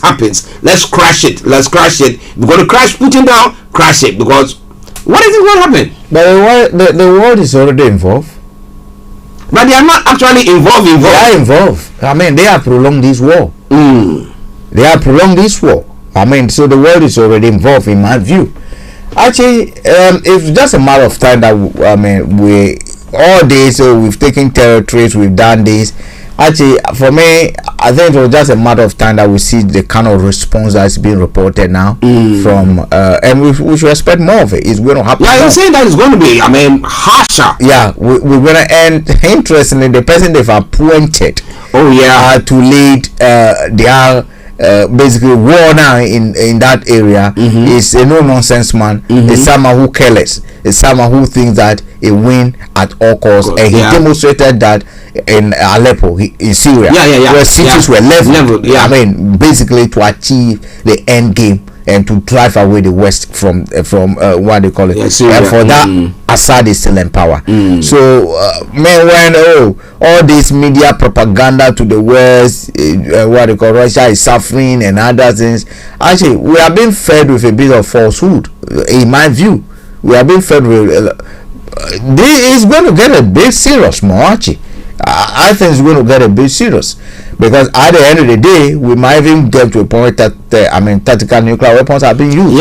Are you getting me? So, actually, look, Joe Biden himself. If you look at Joe Biden, last week was making was basically commenting and made reference to the 1963 or something nuclear tension. The question he didn't tackle is to address that what led to that tension, because what led to that tension was as a direct result of Americans' insistence that Cuba should never be allowed to host what you call Russia territory. But this time you want Russia to allow NATO to host all kind of ammunition, or dump all kind of ammunition, creating a kind of this. Come on, let's be fair. Let's be fair. Now they started stoking what they call it China-Taiwan flame. They started stoking China from because they've gone ahead to tell Taiwan that buy these weapons from us, because that is what Ukraine is using to choke success. Actually, everything that they are doing is business. All these millions that we're hearing, or billions have been voted for this, millions have been voted for it. Where's the money going to? It's going to the manufacturing and the production of those arms. UK sending a lot of Bristol missiles to what do you call it? Well, don't you say that means that Ukraine is going to pay over years? Whether you like it or not. Example is what we've seen in Iraq. Libya is paying for the stupidity that was caused by the French. I mean, destroying that country. Iraq is paying for those wars. They still pay for any country. To pay. So if someone thinks this is free, they should forget it's not going to happen. Today, US is in a very stronger position as against the UK and the EU, thanks to the war. Because now we buy more energy from what do you call it? The US. The US is shipping a lot of frozen gas and liquefied gas into the EU, because for the short term EU has no option but to buy from them, and very expensive. Are you getting me? So this is about war. This is about business. War is business. The dollar is becoming stronger by day. So we've said this before, that look, this war will benefit none other than the US. And that's exactly what the US is becoming more powerful, stronger than ever before. Are you getting me? And it's all because of this war. All because of this war. This is geopolitics, pure geopolitics. Whether we like it or not, we're also involved. Africa is involved. Oh, definitely. It's already started in Mali and all the Chad, Burkina Faso area. You know. Wow, listeners, before we run up the conversation, home here in the UK, now Nicola Sturgeon has said that she doesn't regret saying that she detests the Tories. Now, Scottish First Minister Nicola Sturgeon has defended and saying, I detest the Tories and everything they stand for. In an interview yesterday, the Cabinet Minister Nadim Zahawi described her language as dangerous. Now, speaking later, Ms. Sturgeon said she was talking about values and policies which are devastated communities. Now, we know when during the elections of the new conservative leadership, now we had the Prime Minister Lestrade saying that we should just forget about Nicola Sturgeon, that she is just an attention seeker. I mean, if somebody tells me that I'm just an attention seeker, I'm going to now shake things for you to know that I'm not an attention seeker, that I mean business. Now she's gone on to make that statement, and now people are, we have the Cabinet Minister Nadim Zahawi saying that, well, what the statement that she's made, that she hates the guts of the conservative, and she said, I don't mean the people, but I'm talking about their policies and their values. I hate it. Now, some people think that she needs to apologize for that and stuff. What do you think? Actually, the media is making a big deal out of nothing. What has she said wrong? I might be the only person, but I support her views on this. You see, we shouldn't get to a point where people are afraid to stay. I mean, when you say deserve the conservatives, easy say you are the Prime Minister. Who are the conservatives? Conservatives rally around an ideology. In my view and my interpretation, that's exactly what he's saying. She's not said that I detest David Cameron, I detest Liz Truss. I said the conservatives. What bonds conservatives together? What brings them together? The ideology. And how do we see the ideology? We see the ideologies in the type of policy that they've implemented over the last 12 years. And if nothing at all, everyone, including the conservatives themselves, know that those policies have been very bad for the country. Yeah. So if I detest what they've done, I detest the same policies they've implemented, I detest the ideology. What's wrong with that?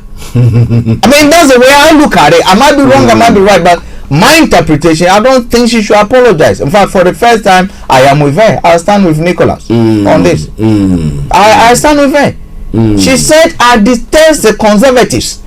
If she has said, I detest the prime minister, yes, I'll have a problem with it, because you are now being personal. Yeah. They are not being personal, because the conservatives is not an individual. They rally around an ideology. Yeah. And that ideology is what the terrorist stands for. Their ideology informs what they do, influence what they do, influence it. So if I say I detest the conservative, invariably I'm saying I detest ideology or the rallying pillar. Yeah. The pillar they cling on and call themselves the conservatives. That's what I'm saying. Do you think that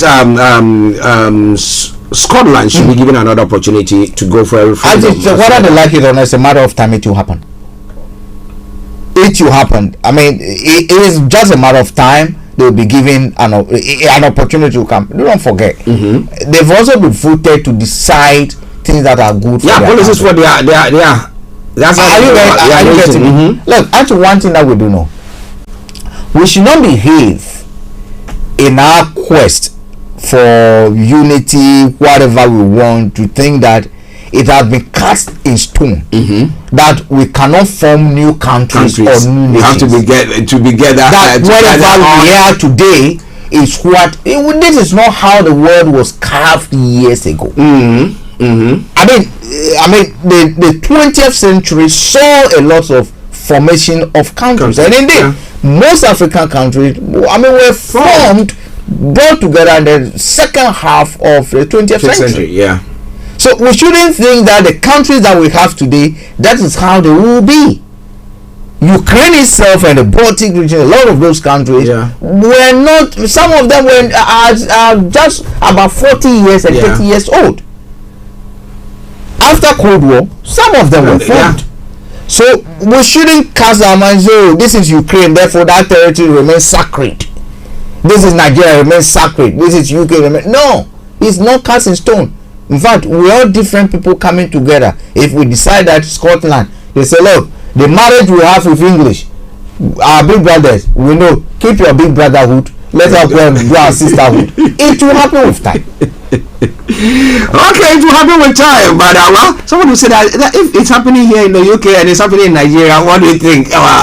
But here, I know that laws, our institutions work, and therefore they will be going according to the rules here. But even here, at times we have them trying to chukoko the whole thing to, change things. But what do you think about all that? Well, we're going to be crossing over to Cyprus now. But Frank, before we cross, actually, we should have a good afternoon, and look. For the people of Lesotho, the youth over there, I say congratulations. Keep on doing the good work, and let Nigeria and other African countries learn from you that it's time we kick the system out. Okay. Let's flush the system down the toilets. Okay. And that's a song that I said, chase the crazy ball heads out of the town. The earlier the better. So if you're going bald head, you have to be careful. Make sure you go and get artificial hair. If not, the earlier the better. We're coming after you. Okay, listeners, thank you very much. I'm going to be crossing over to Cyprus, but just enjoy this song while we do so.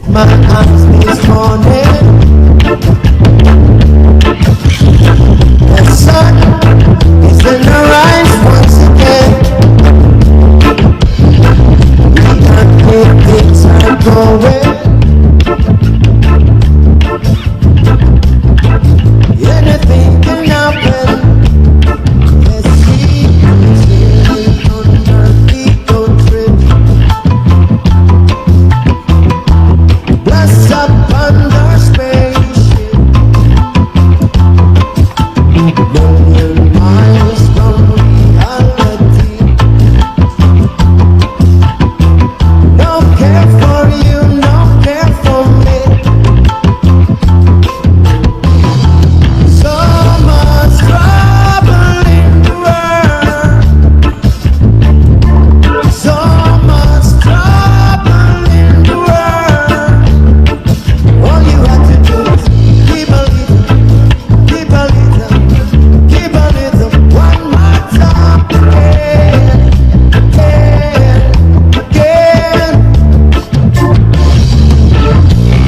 Do you think you'll find a solution?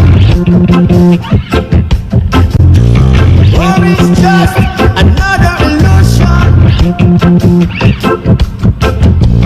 So before you check out this line, don't let the cornerstone standing every eye. Yeah. We got to taste the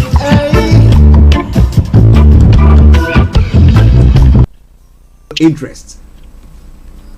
So multiple interest is because we're all multi-talented people. Naturally, we have things that we think, oh my God, this would make a great career. I can do this all day. You know, or I'm good at hockey, I'm good at tennis, and I've studied accounting and I could do that.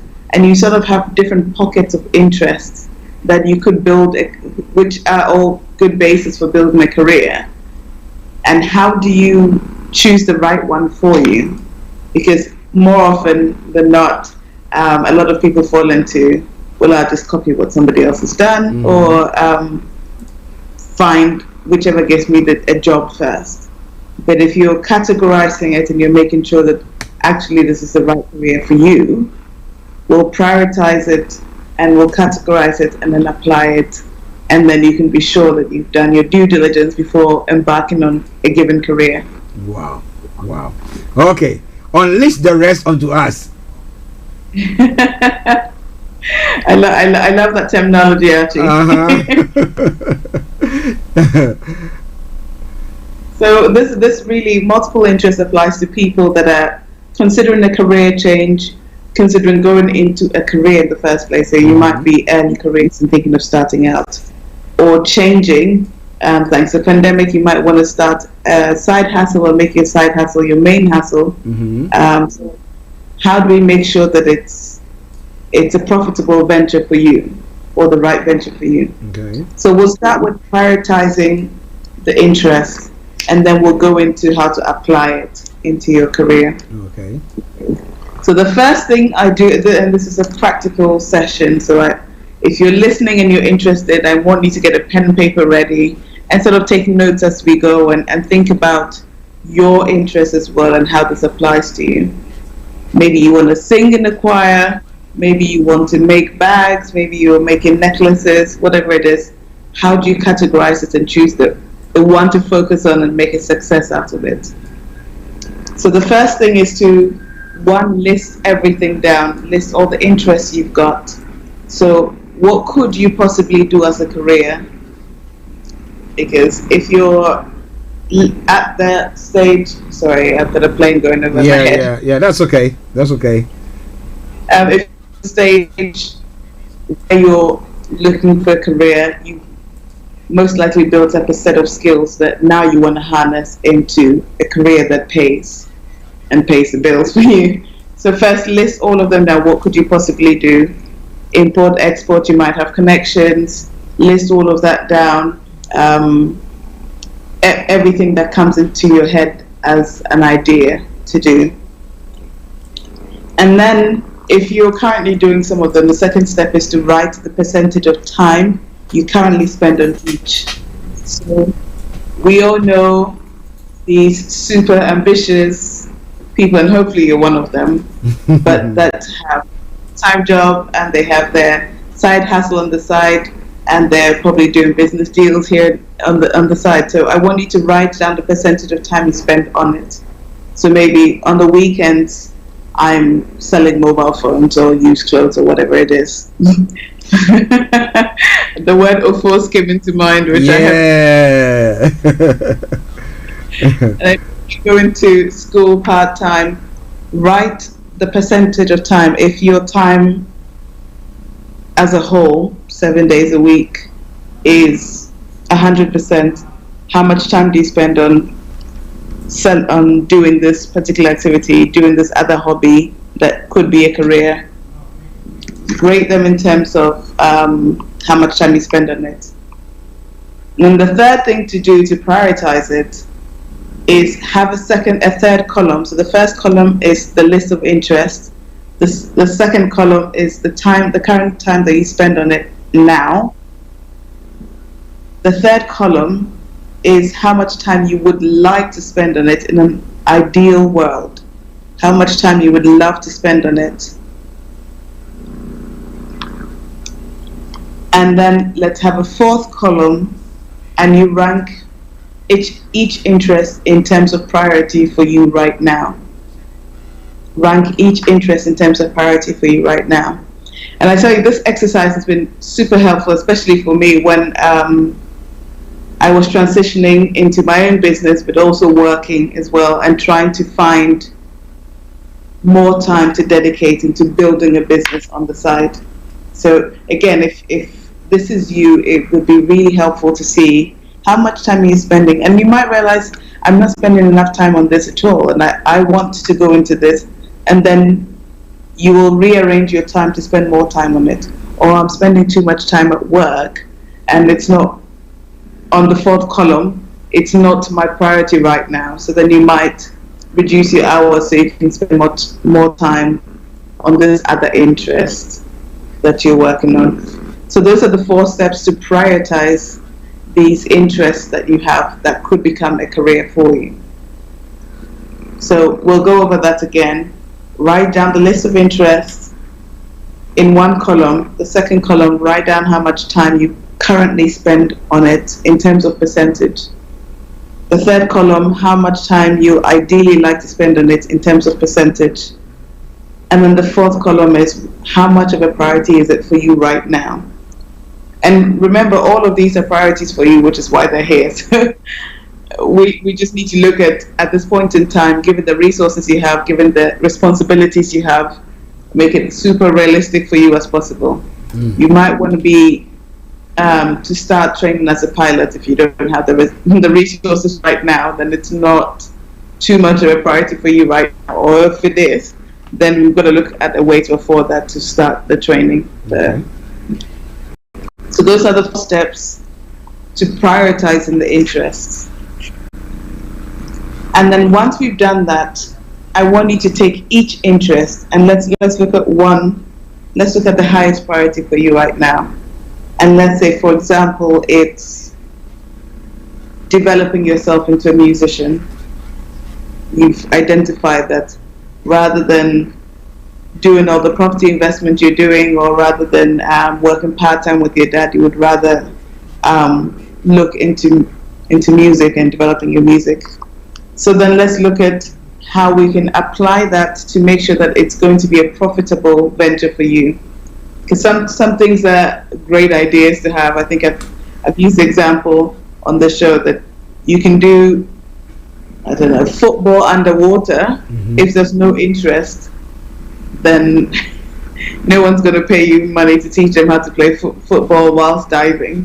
So that won't be a viable business to go into. So now we'll look at how to apply these interests.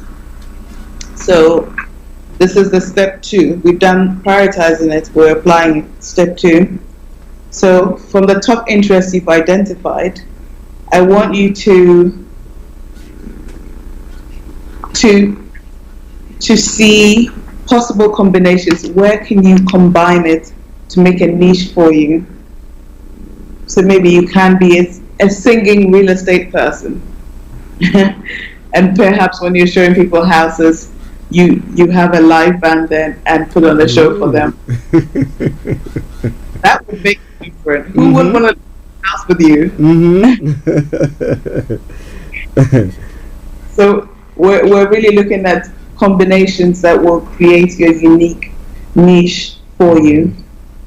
So out of the interests you've identified, let's look at the top 5. Let's see which combinations you can have. And then once you've had the combination, circle the one that you think is most feasible to start with for you right now. And let's pick that one. So that's step 2. We've looked at the prioritized list. We're looking at niches and combining the interests to see if we can create a unique niche. And now step 3, we want to check in what I call a VRIM framework, whether it's valuable, rare, likely to be imitated, or substituted by another product.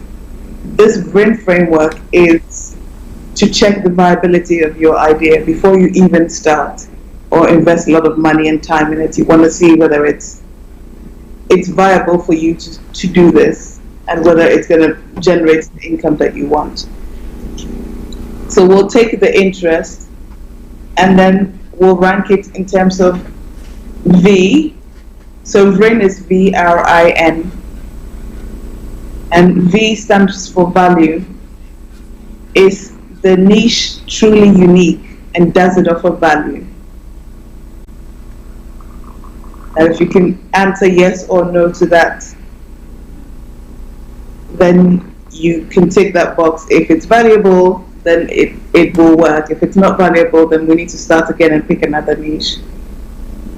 The second letters are, is it rare?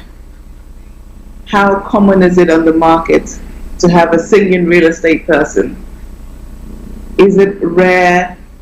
Is it truly unique to you, or are you just reinventing the wheel, in which case people will say, actually, this isn't necessary and therefore we don't need it. So how rare is it? So V is valuable, R is rare, I is inimitable, which is it, are you able to copy that easily?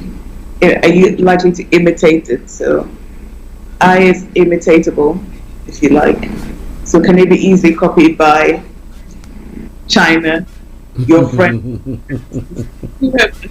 Can they make this thing so easily that they'll put you out of business in the long run? A lot of people, and what I've seen recently coaching entrepreneurs, is that they say, oh, you know, we're coming up with this platform where it's unique like Etsy and everything is handmade, and most people are looking for a unique piece.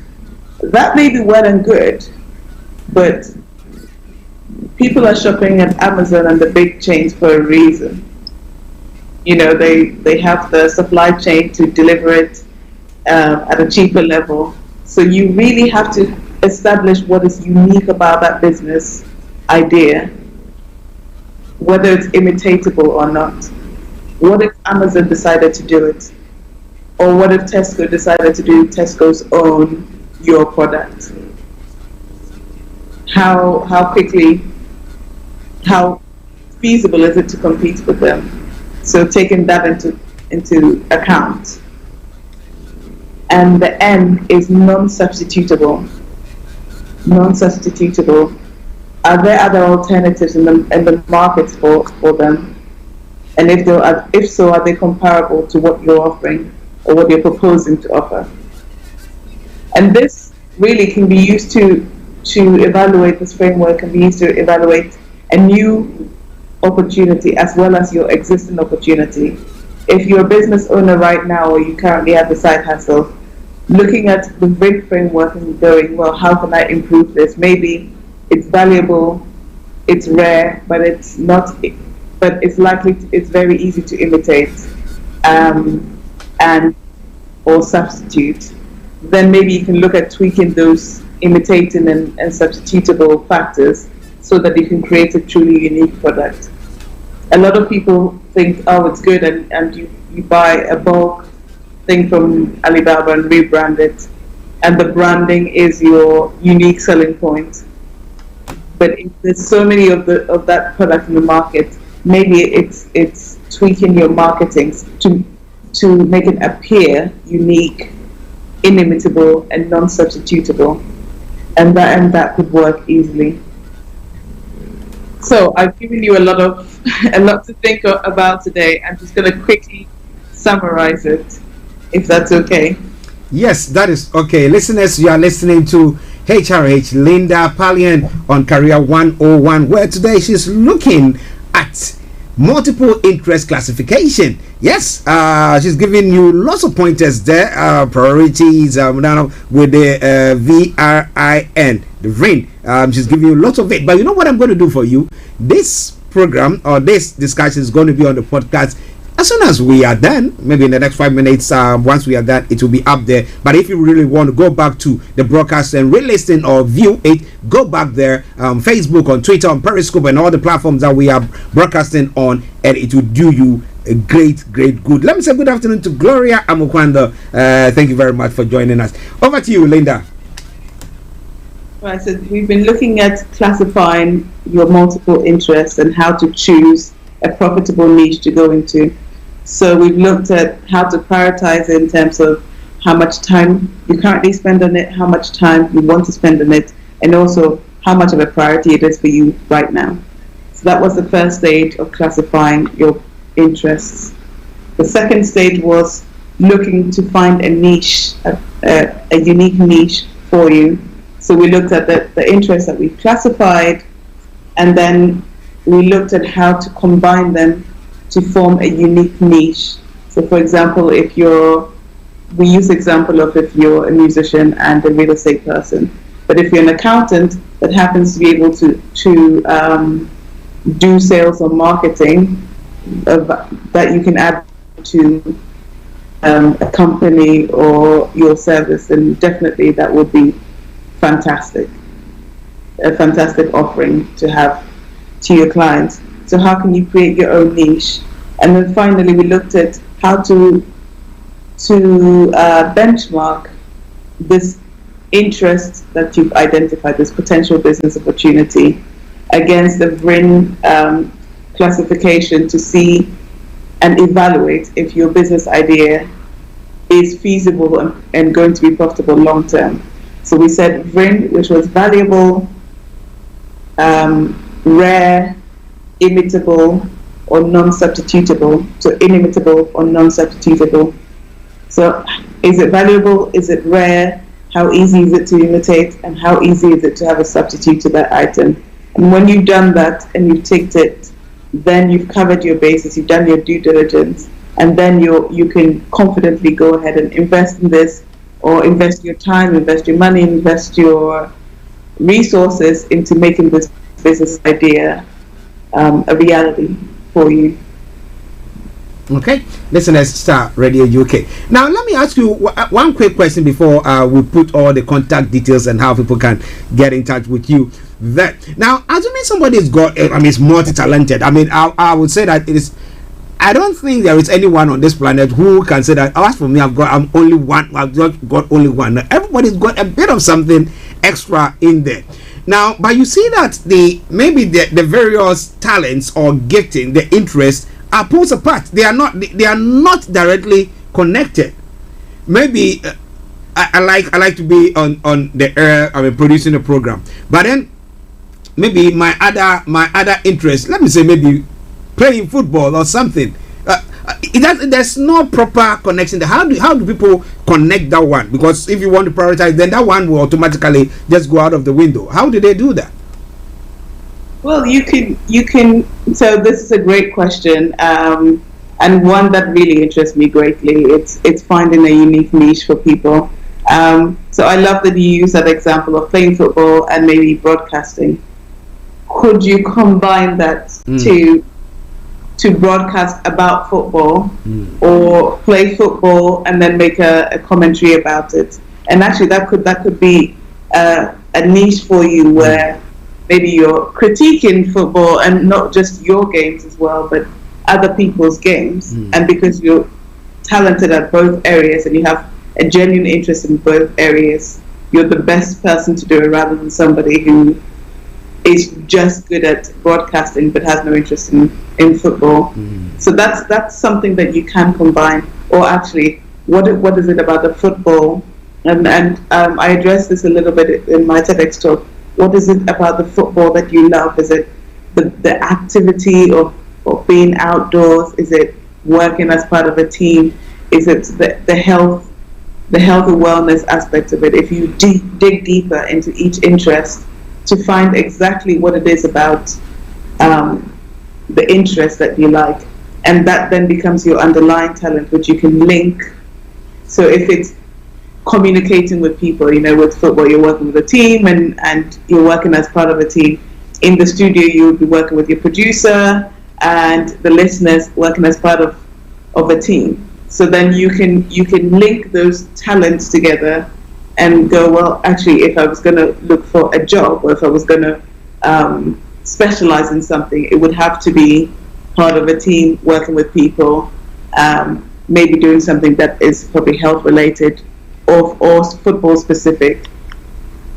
Okay, listeners, I hope that you heard that response, and if that doesn't convince you or direct you, then I don't know what kind of planet that you find yourself on, because I told you I've got the one to deliver, and that is HRH Linda Pallian for you. So she's going to put her contact details across, and then if you have any challenge in any area pertaining to your career, maybe even you've not been able to write your CV. I mean, you are now up and coming, you just thinking of completing uni or whatever. You're not sure which way or which path to chat. Now, make sure you get in touch with her. She's got books that she's written on various issues pertaining to your career, and she's going to put all those information across, and I want you to listen to her because it will help you greatly. Linda, I think I've lost your picture there, but okay, your image. So go on, I can hear you. Over to you. Oh wait, I think, yeah, you definitely have lost me. Yes, so I'm back. Can you see me now? Not yet. You go on. Let me see whether I can work on that. Okay.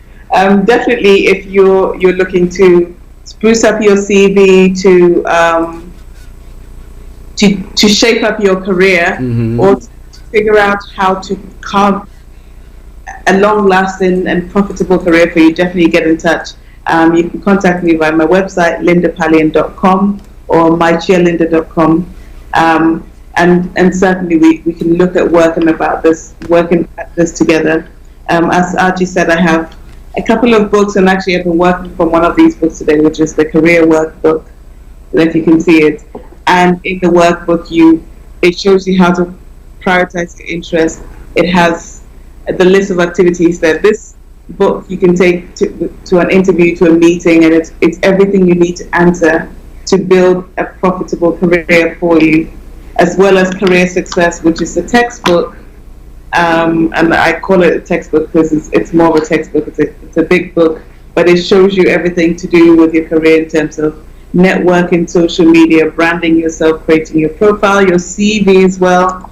Honestly, this has more advice about CV than you would ever get from a single page online, and building a career that suits you. So definitely the Career Success book is one to get as well. These are all available on Amazon, Amazon.com, Amazon.uk, EU, and wherever you are, your local Amazon, as well as the original How to Career Guide as well. That's going to help you with picking the right career for you. So I'm on social media, Linda Pallian, on Instagram, Facebook, and LinkedIn, and also at mycheerlinda. Definitely reach out to me with your career questions. Let me know how your career is going. If you found this multiple interesting and you've done this exercise, I would love a screenshot of what you've done, what the notes you took, and just engage with me. I'd love to hear from you. Okay.